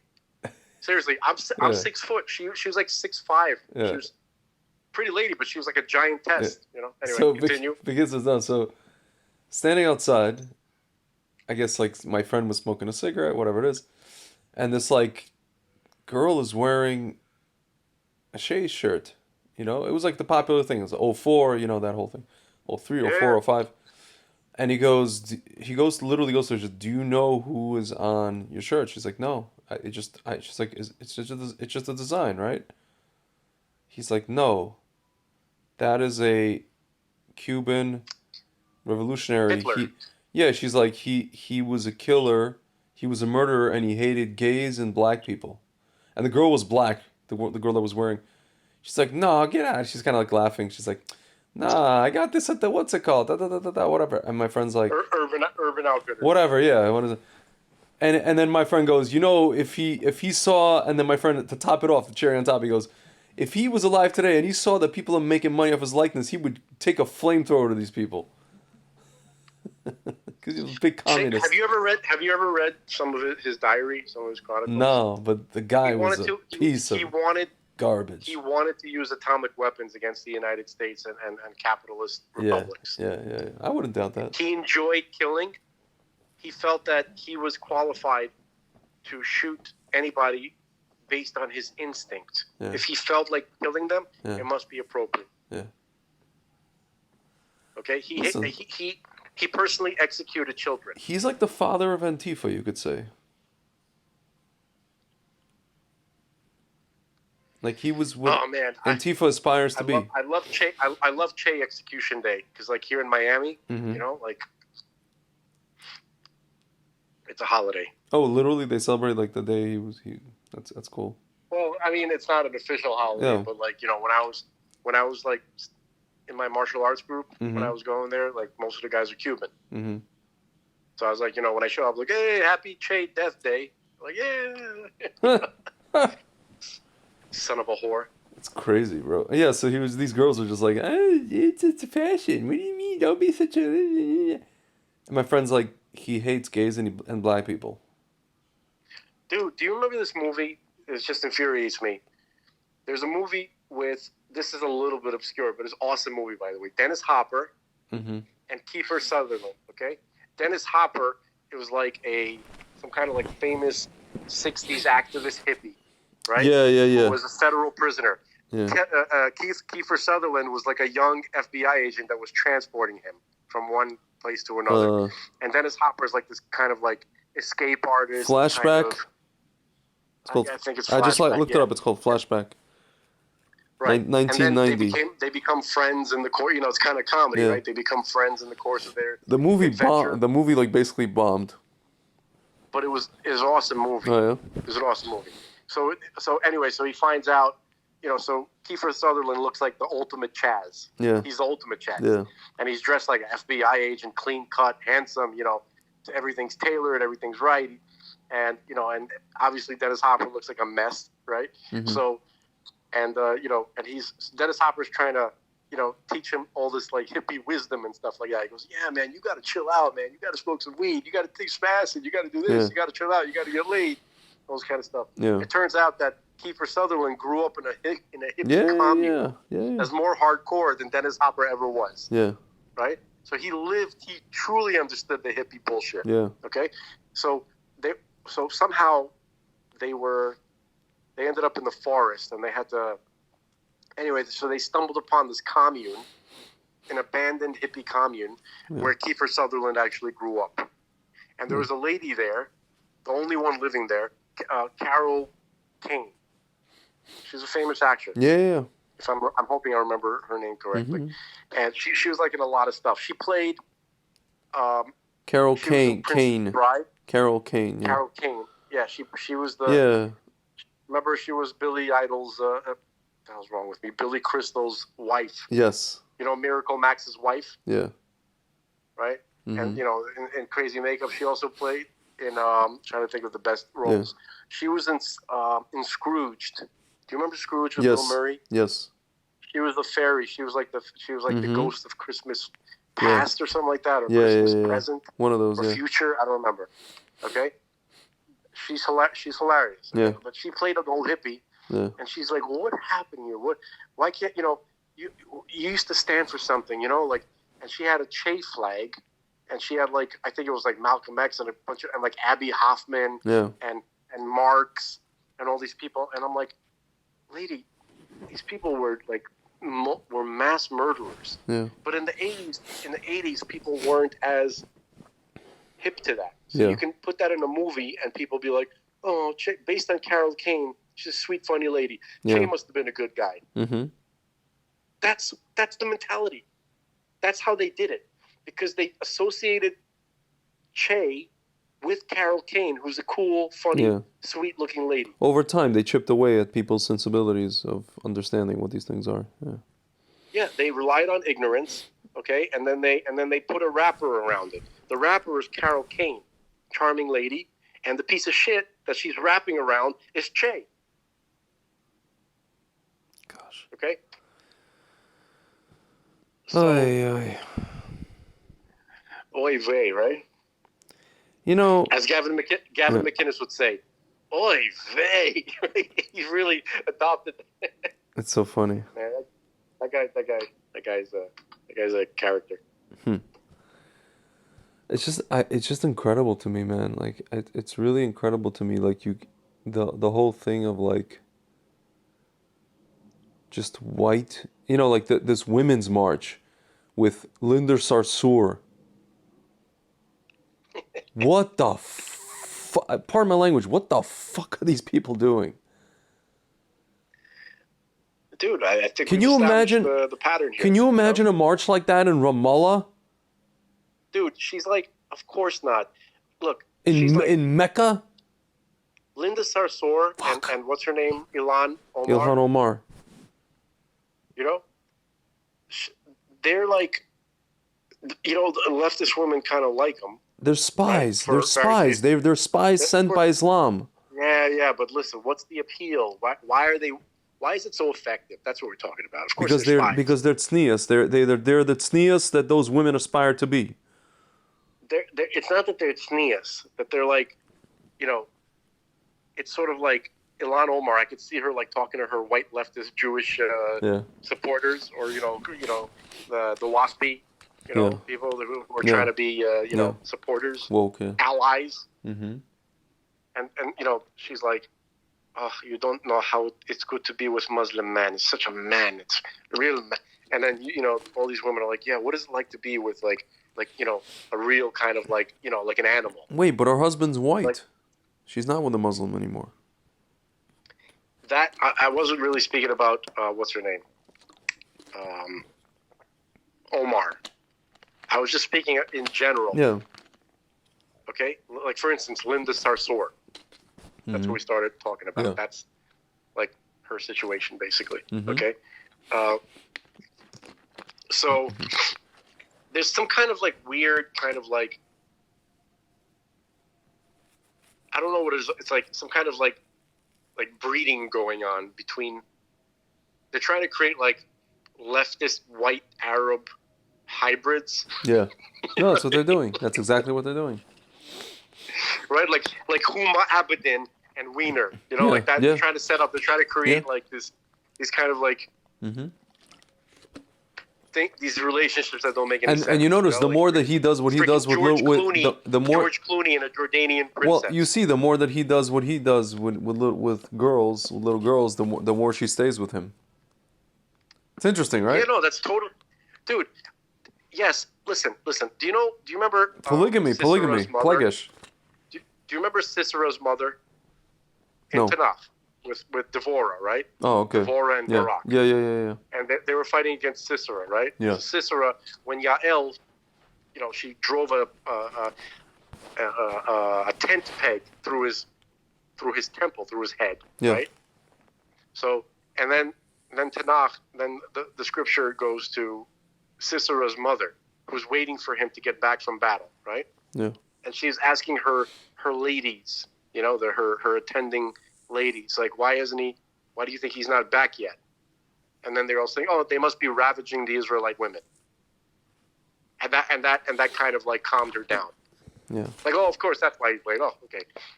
She was worried about him. I was like, oh, well, he's probably late because he's ravaging those women. It's accepted. Mm-hmm. It's promoted by women. They said, go rape the women.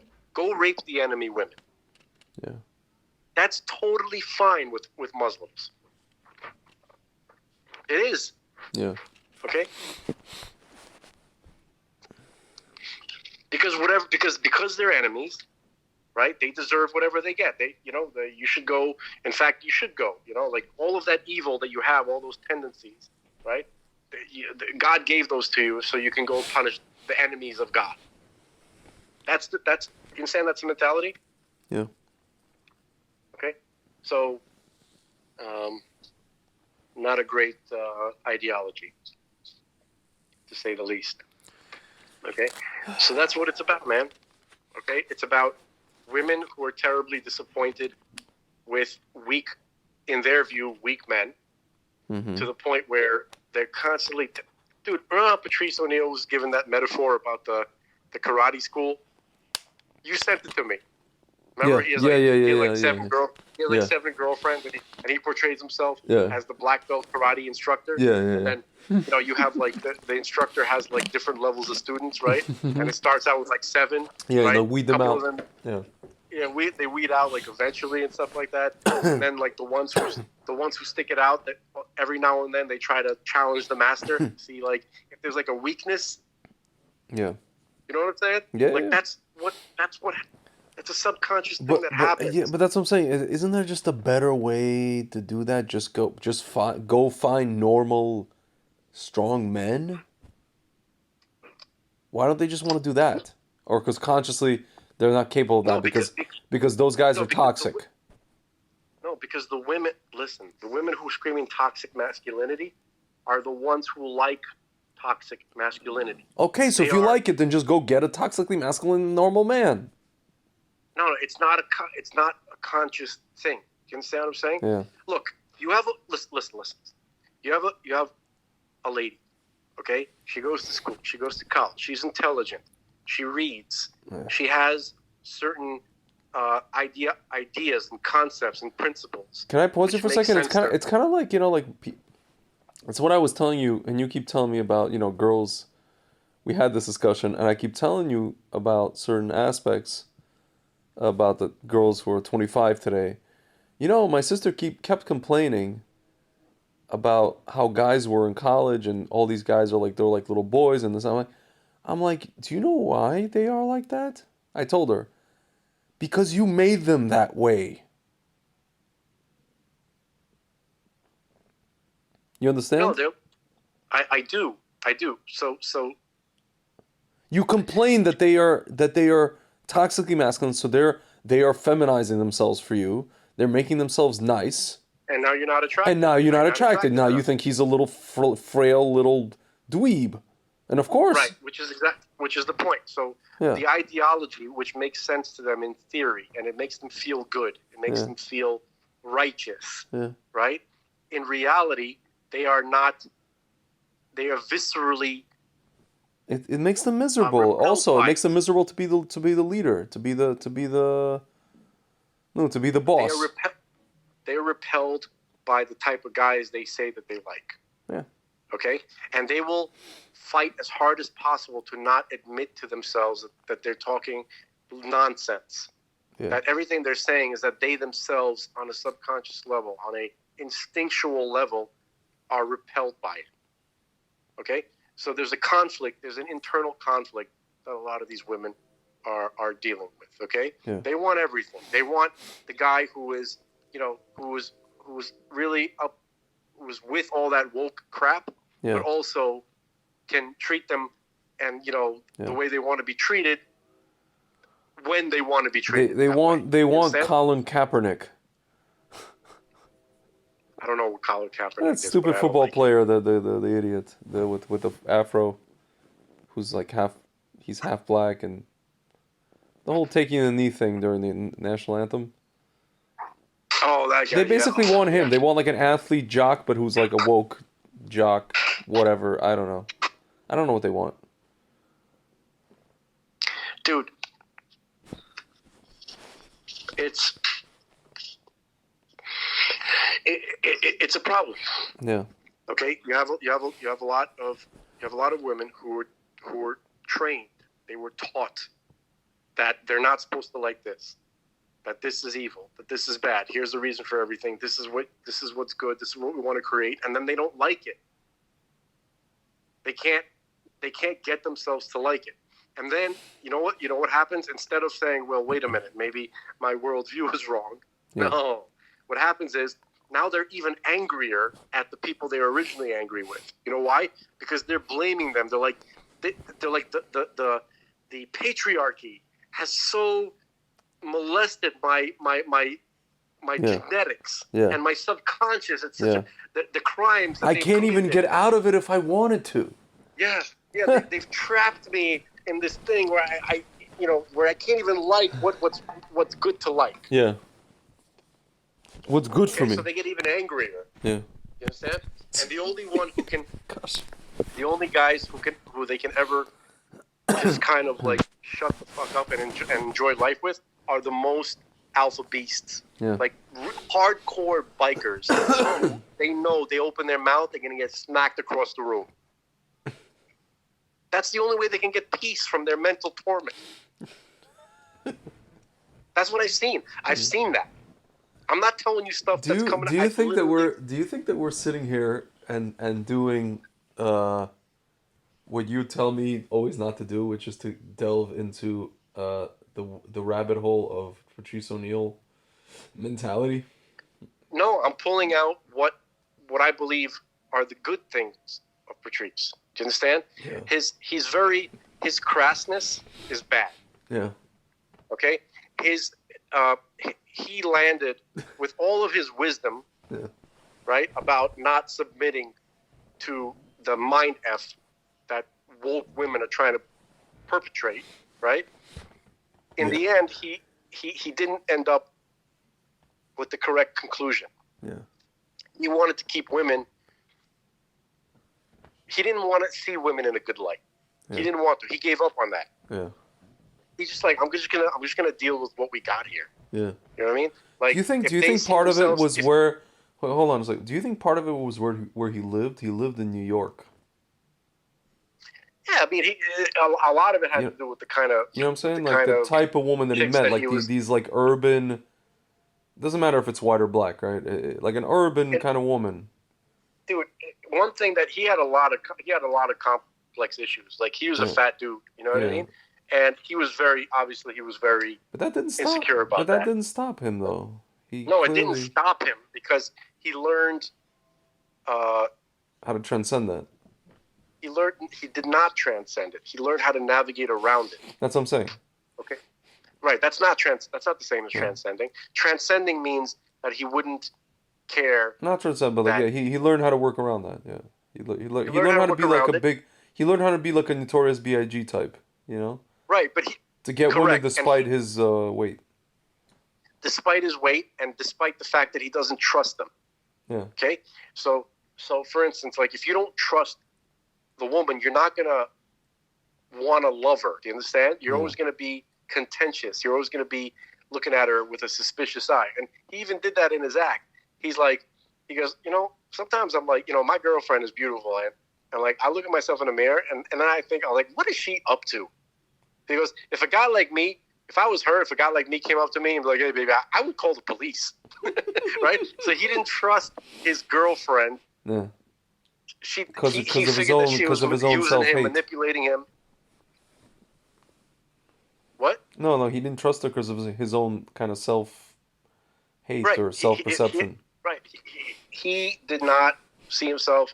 He's trying to understand what is it about me that why is she here with me? What is it about me? So he decided that it was because he was famous and he was a successful comedian and he could offer financial stability. Mm-hmm. So that's what she wants. So he's going to get from her what he wants. You understand? It's like it's like how people can use each other. Do you understand? Yeah. Because he didn't think there was anything else going on. He didn't think there was a potential for anything else. There was no like Hesed. Right. There was no. No, nothing. Because he never tried. Because he always in his experience, women are always challenging you to try to see if they can dominate you. So it's all a game as to. I mean, I'll tell you, man. He's not wrong. But hold on a second. That is a thing that exists. That is. That doesn't mean that we have to settle on that. Do you understand? Yeah. He settled. He's like, no, that's how it is, and that's it. I'm just gonna like play the game as it is. Yeah. But he didn't think that there was any way out of the game, and of course there is. What he didn't realize that's is what that, the Torah and is. I'm guilty of this That's too. what the Torah is trying to accomplish. What I'm saying is that I'm also guilty of this too. What he didn't realize is that it was kind of like self-fulfilling prophecy, meaning that's right. the women that he attracted. The women that he, because of his mentality attracted those women, and he was right. It's like I hate to quote anti-Semite Henry Ford. If you think you can, you're right. If you think you can't, you're right. Or in his case, if you think that all women are like that, you're right. If you think they're not all like that, you're right. He settled on that, and the thing is like this: to him, like the difference between his approach and let's say the Torah approach, right? Is let's say just to make a really huge, biggest lahavdil ever, right? Mm-hmm. But you take the type of mentality of Patrice O'Neill, right? And then replace that with the type of mentality which the Baal Shem Tov tried to get people to adopt, which is look at every person, see them in their fulfilled potential, see them how they appear in Olam Haba. He was able to see that, actually. It's very, very, very difficult, man. It's very difficult. Of course it is, right? But see people, but also you got to understand, right? Especially when you're talking about Jewish people specifically, but all people potentially. Like, here's my question: how can you look at these rabbis who made that video, imploring people to take, what's the Shiloh? How can you look at those guys and see them in the in their potential of Olam Haba? I'll tell you how you can look at it, because you can understand. You see,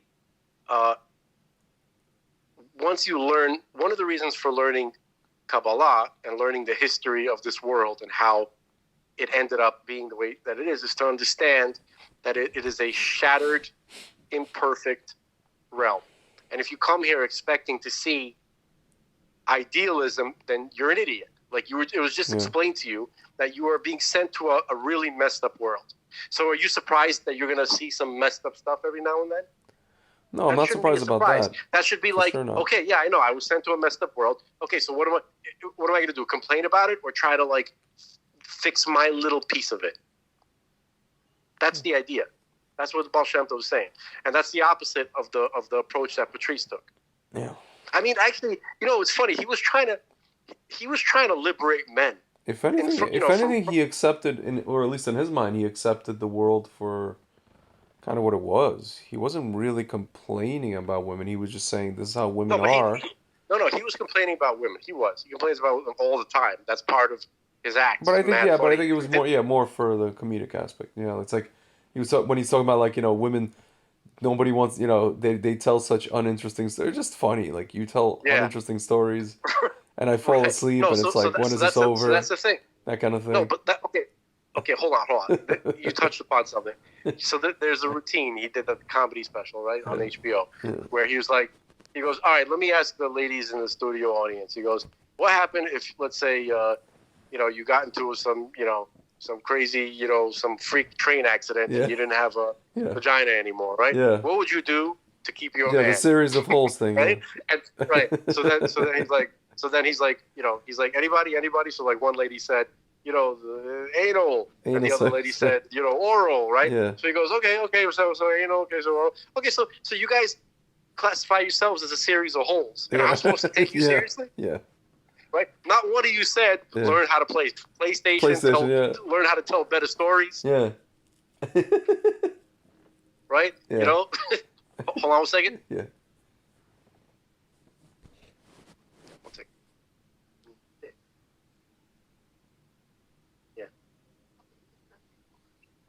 Yeah.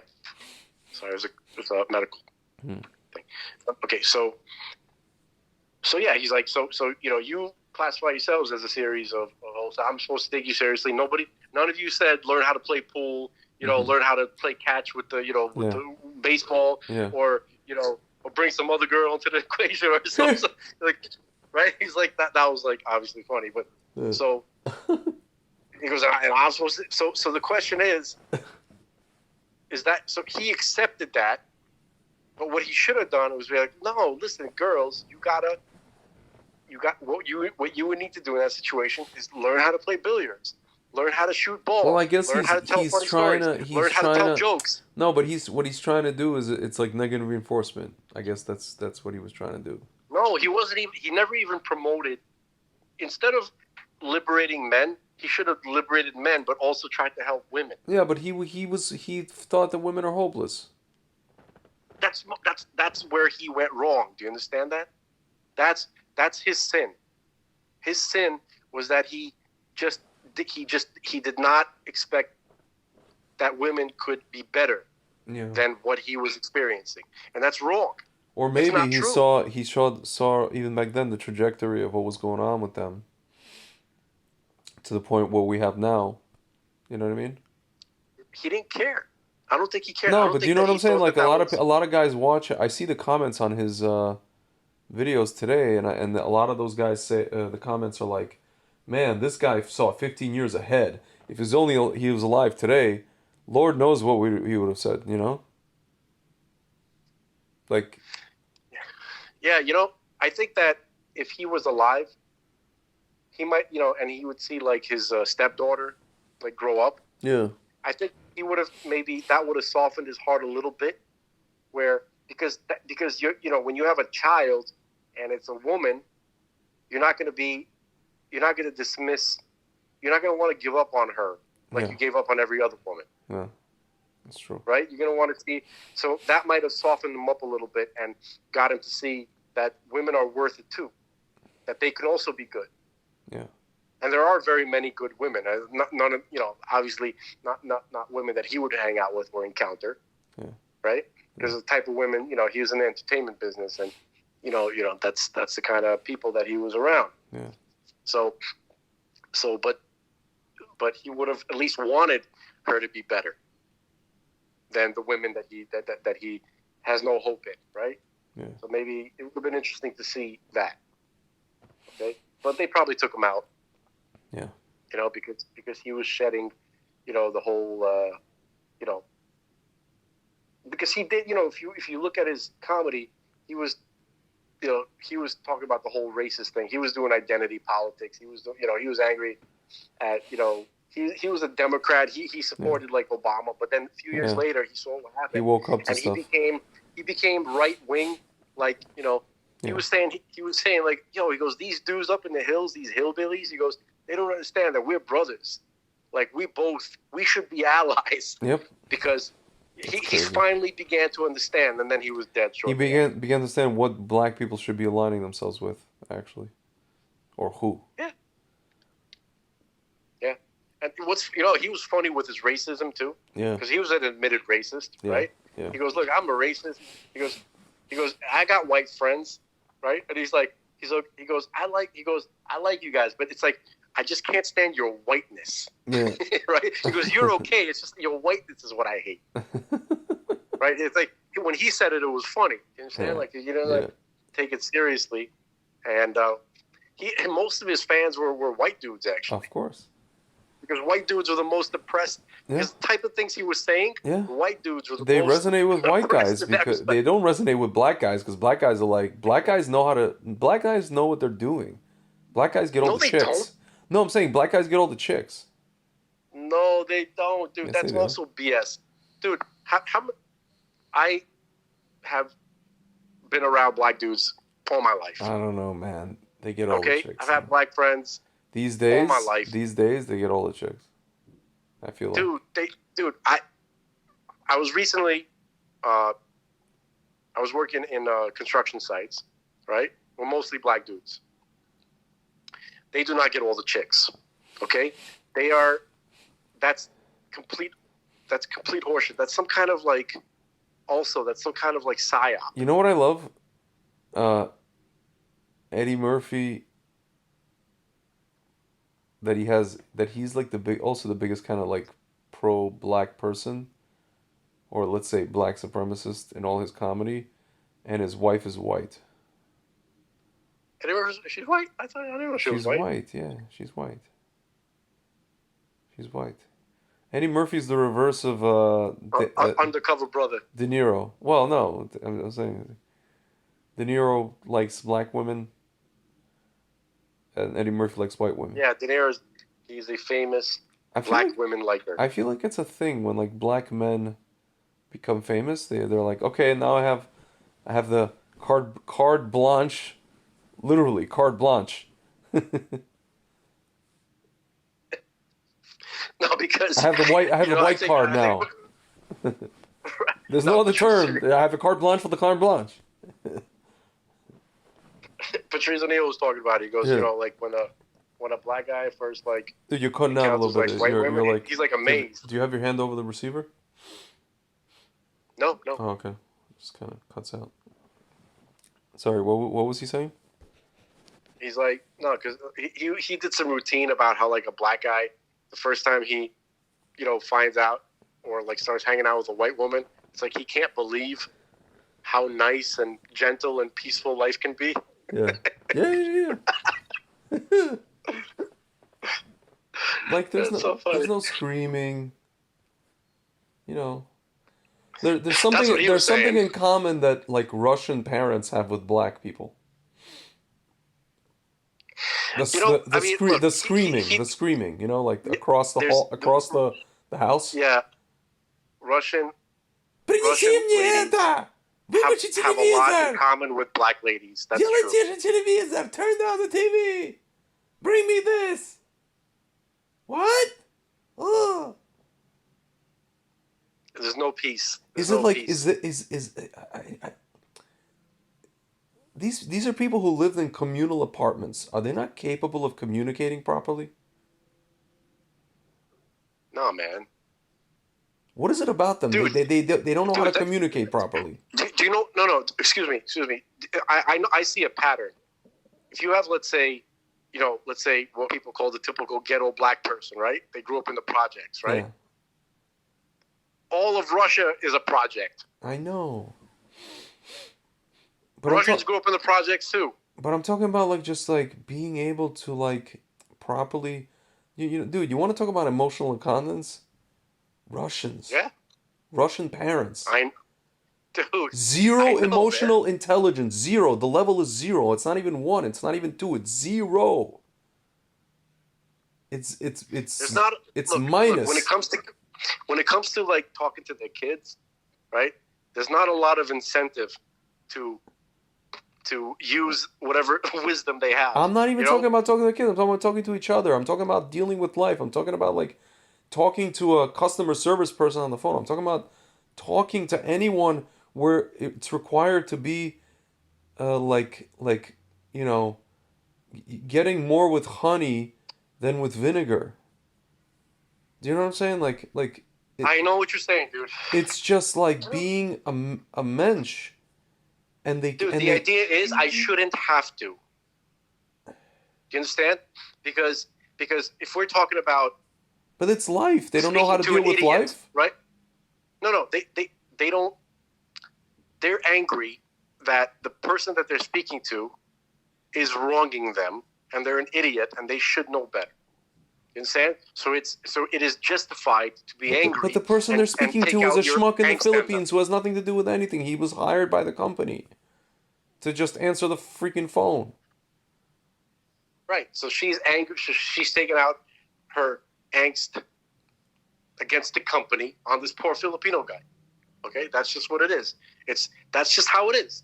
That's what they do. Okay, so that it's a mentality. It's like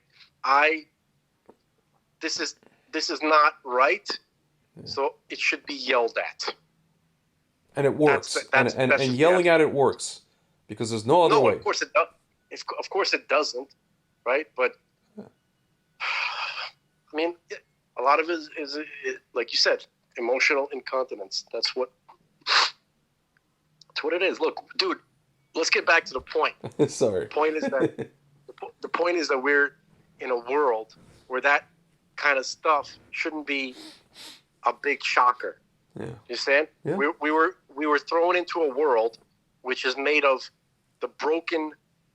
Remember where you were sitting right now, man. You're sitting in a world which is not even Olam HaTohu. Yeah. It is the destroyed Olam HaTohu. Yeah. Olam HaTohu would have been an improvement over this. Yeah. It's true. You've showed up like, like when Charlton Heston, like at the end of Planet of the Apes, Yeah. or the beginning, Yeah. or I don't remember where he sees Yeah. like the Statue of Liberty, Yeah. its hand, Yeah. and he sees what happened to the world. He goes, "You animals, what have you done?" Exactly. Like whatever, something like that. He goes, "You destroyed the world, right?" Yeah. And all of a sudden, there's like now chimpanzees are riding horses, right? Yeah. Mm-hmm. So that's where we are, but way worse than that. Yeah. So you're gonna be surprised that there's some ladies out there who scream at Filipino dudes. You know what I mean? On the phone. No, I'm not surprised about that. It's just like I watch people behave this way, and I'm watching them like it's they're just Look. it's a there's detriment to difference themselves. I understand, but at some point, have you ever, just out of curiosity, have you ever worked as a residential rehabilitation counselor? Do you know what I'm talking about? I know what you're talking about. I've never worked as that. No. So there's a lot of people who had a lot of physical situations, very bad. Also mental, people who are not well, Yeah. and they need a lot of help. Yeah. And there's behaviors there that that you basically you spend a little time there, and then you're not surprised anymore. You're like, all right, this is what you're going to see when you go there. It's like, okay, you go to a mental asylum, let's say, right? Yeah. What do you expect to see there? Like, are you going to be surprised to see some dude like rubbing his face on the floor, just kind of because he has nothing else to do? Yeah. Or somebody screaming and pulling their hair out? I mean, you showed up at an insane asylum. Yeah. Okay, so that's where you live. I know. Complaining about it is not. You're going to end up being one of the guests rather than part of the staff. Yeah. You know what I mean? I feel like I'm one of the guests right now. Yeah, man. Don't end up being a guest. Be part of the staff, and not abusive either. Be like a person who comes there to do good. Oh gosh. Okay, and Patrice O'Neill, he was like the guy. He's like, well, all right, so I'm gonna steal since these crazy he's like a staff member, but he's like, all right, so they're gonna like spit in my face, Yeah. right? They're gonna every time I try to bring them lunch, they're gonna try to bite me. I'm gonna steal their money. I'm gonna steal their candy that their children, their parents came and brought them a box of chocolates. I'm gonna steal that shit. Okay, that's the wrong attitude. Okay. Yeah. So we have to try to, and on a certain level, we're also like everybody on a certain level is both a guest at the asylum and a staff member. Like you got to be your own like insane asylum orderly. Okay. Yeah. Like you have to try to be your own orderly on your own crazy person. Everybody has a little bit of everything that we're talking about. Yeah. So the idea is, okay, yes, we know we came to a shattered, fractured world. So complaining about, let's just understand where you are, accept it, understand what you're going to see, stop whining about it, try to do whatever you can, whatever little effect you could have. Like, for instance, these conversations we're having, I'm hoping that the two people that listen to us, Denise and Alexander, can benefit from it. Right? Maybe that's my little part of the world that I can help in some way with. Yeah. Okay? So that's it. That's all we got to do. Yeah. It makes things easier. Because, dude, with you and chicks, let's say, right? You expect so much idealism, but like, I know. like, that's my problem. Where the fuck are you? You can't. You want to have like, you know the song B'nai Hechalo, that Jews Chabadniks sing at the end of Shabbos, right? Yeah. B'nai Hechalo, the children, the sons of the palace. Yeah. Part of the idea of that song is that we come from the palace. Yeah. The palace of the king. We come from a world which is ideal. Yeah. We come from a world where everything is like tasteful, elegant, brilliant, intellectual, gorgeous. Everything is perfect. Everything is, everybody's in shape. Everybody got a six-pack. Everybody's teeth are perfect. And everybody is a morally perfect. Everybody has the right balance of everything. Okay? So we are sons of the palace. But you're not in the palace at this moment. Okay? You are in the middle of the jungle. I guess okay? for me, I guess by me, it has gotten to a point where, especially after all these 20 years of dating experiences and not just my own but other people's, you start to wonder if it's not going to be the palace, is it worth it? Do you know what I'm saying? Yeah, of course. It's like Charles Barkley. It's like Charles Barkley used to say, anything less would be uncivilized. You know? Dude, why do you... Can I explain something to you? Do you think that the lady that you're going to marry... Okay, so God sent you here on a mission. Is that a crazy idea for you? No, it's not a crazy idea, but I'm on a mission. That life is hard. You know what it is? My take on it is on what you're saying. Yes, and life is hard. All the other aspects of life are hard as it is. At the very least, you can come home to safety. No. Yes. No. Dude. Yes. No. Yes. You want to keep going? Dude, Greg, you're lost, bro. I'm not lost. I'm not lost.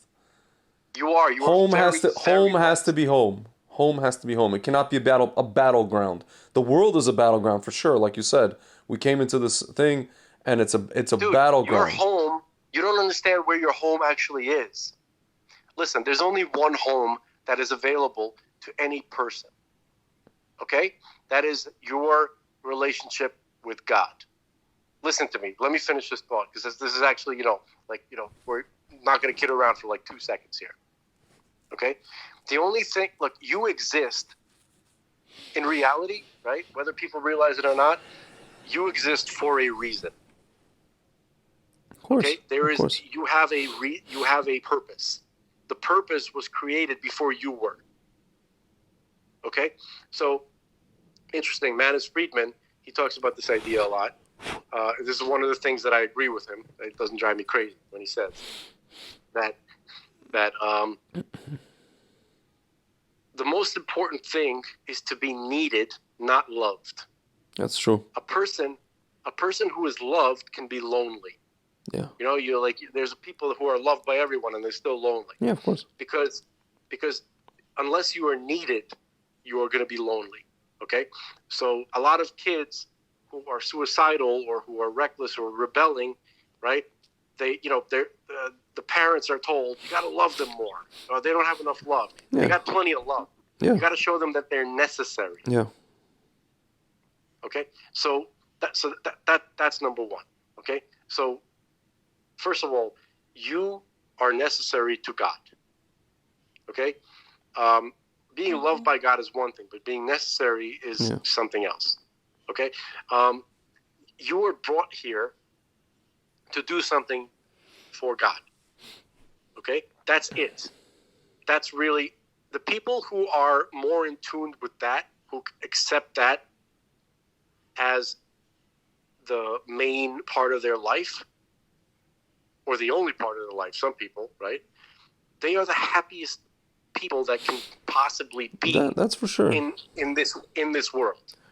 I guess what I'm saying is that I, at the very least, I want to be with somebody, married to somebody who understands that as well, and to where we're in that mission together, as opposed to me. Just listen. As opposed to me being on that mission and this person, dude, and how this do you know and what your mission is? whatever the mission is, right? You figure that out over the course of life by being in touch with. You don't think that sometimes being with a person who doesn't have that mindset, dude. I'm sorry. That is a justification for self-flagellation. I'm sorry to tell you. I have a cousin who's in that mindset right now, and he is suffering, and he's about to get divorced. Listen. Yes. Listen. You didn't let me finish.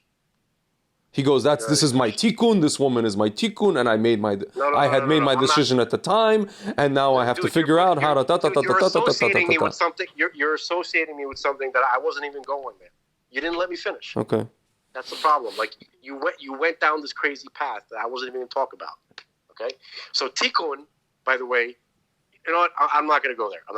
It's different than what I'm saying. All I'm saying is this: that a person who is here, right? They have like no expectations at all about anything. Okay? They're like, I'm here. I'm showing up every day for God. I don't want to. This is not a great place to be. No, I was a soul. I was perfectly fine. I don't need to be here. God needs me to be here. This is not a place that I want to be, because remember, we're children of the palace. Yeah. And right now we're in the middle of the jungle. Anybody who looks at this life as if you're going to build a palace here is an idiot. You know, it's like building a castle on sand. It's not going to work. It's a stupid thing to try to do.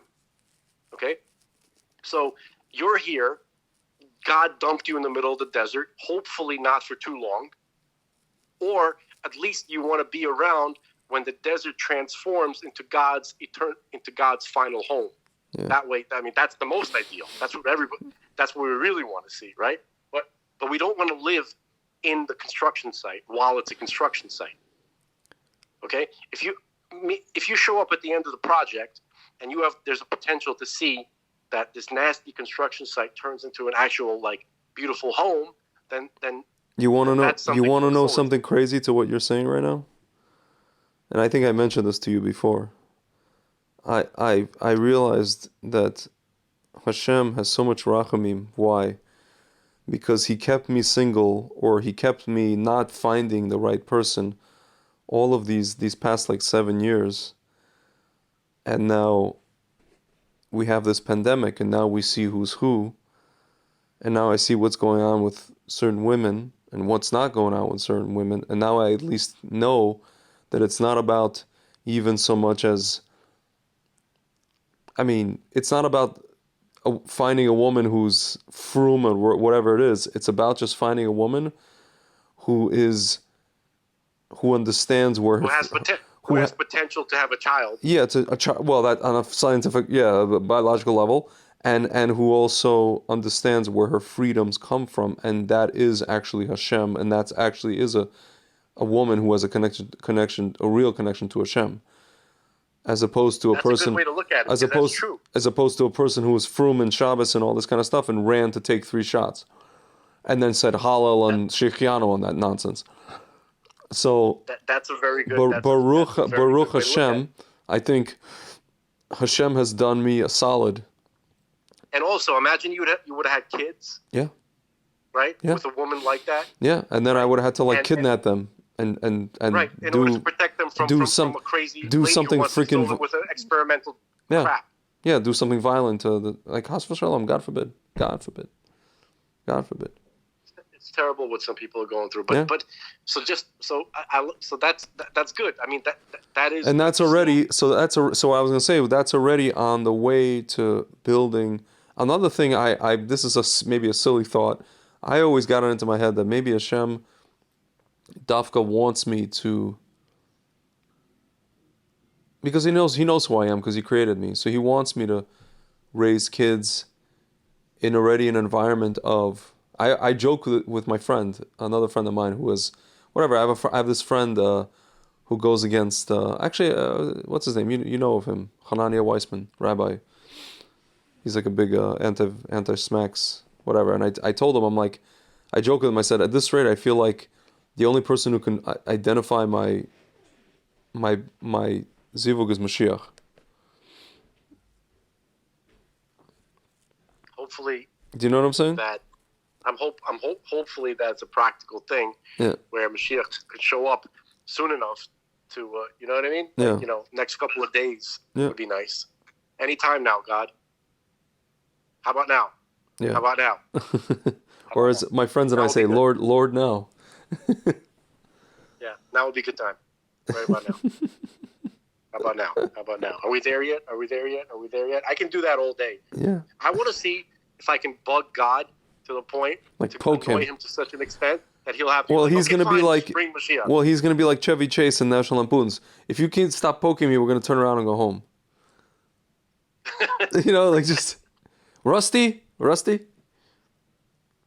Like, Yeah. I'm just gonna go home, back to Chicago. Yeah. Oh man. Anyway, Yeah. So just to finish the point, I realize I'm long-winded, but it's okay. I don't want to leave it hanging. So if people have the attitude, I'm not saying I'm one of these people, by the way. Like I would like to be one of them, I suppose, where you wake up and you're not personally connected to anything besides, like, all right, God, what do you want me to do today? What am I supposed to do in every situation? And nothing else matters. Yeah. Because it makes things like easier. You know what I mean? Like, you don't get so caught up in your comic book collection. Like, it's really important that you have every edition, or the latest car. You know what I'm saying? I'm using hyperbole. You don't get caught up in these nonsensical things, and you're basically just like, okay, I'm here on the job. I'm on a job. I'm not here. This is not where I live. This is not my true home. Yeah. Okay? I am a higher dimensional being that was sent here, and I'm very uncomfortable. I feel very out of place. I feel like a fish out of water, and I'm hopefully either the environment changes or I get to go home. Okay? Yeah. That attitude is it. If a person is lucky enough or just fortunate enough to have it, however they got to that level, then that's as happy as a person can be in this shithole. Okay? Which hopefully is not going to be like that forever. I mean, it's supposed to be, this shithole that we're in right now is supposed to be the best place ever once it's done. Yeah. So good that even God wants to, dwell, quote unquote, dwell here. Yeah. Okay, in some kind of revealed some kind of expression that we can, interact with. Tangibly, yeah. Okay, so fine. I mean, that would be, but so if a person really has that attitude, then it doesn't really matter what they have to deal with. Okay, I'm talking about like on a normal level. I'm not talking about like war or getting tortured or something like that. I'm just saying like things that we consider like kind of like everyday people stuff. Yeah, it's called white people problems. No, just regular people problems. Yeah. So white people problems means like not having to deal with somebody like trying to cut your head off, basically, right? Yeah. Okay, you want to say it like that? We can say it like that. Okay, first world problems, let's say. Yeah. Okay, so and everything would fall into that. So you wouldn't have any expectations about what kind of food you're supposed to get, what kind of clothes you're going to be wearing, how handsome you are or not handsome. Do you have good teeth or not? I mean, you want to be healthy, but at the same time, like you're like, all right, look, this is like I'm in a loner right now. You know what I mean? I'm driving a hoopty. Yeah. I'm not driving my Ferrari Testarossa. Yeah. That's back in the palace. Yeah. I got my Tic Tac UFO up there. I don't, you know what I mean? Like right now, I'm just driving a rental. Yeah. This is a rental. Like I'm not going to get so attached to a rental. Yeah. Like, do I have to? Am I so like entitled that I feel like even my rental has to be, like a freaking Viper? Yeah. The Batmobile. Like what is it? It's a rental. It could be like a Prius. Yeah. Okay, it doesn't matter if like as long as I get to do my job, and I'm remembering like the only thing that matters to me is to make the person, not the person, but to make God happy. Like I just want to do what He wants me to do because He needs me to do it. Yeah. Okay, and that's it. So that type of attitude makes things easier in general, and it makes that kind of person is an easier person to be around. He's a more chill person in general. You understand?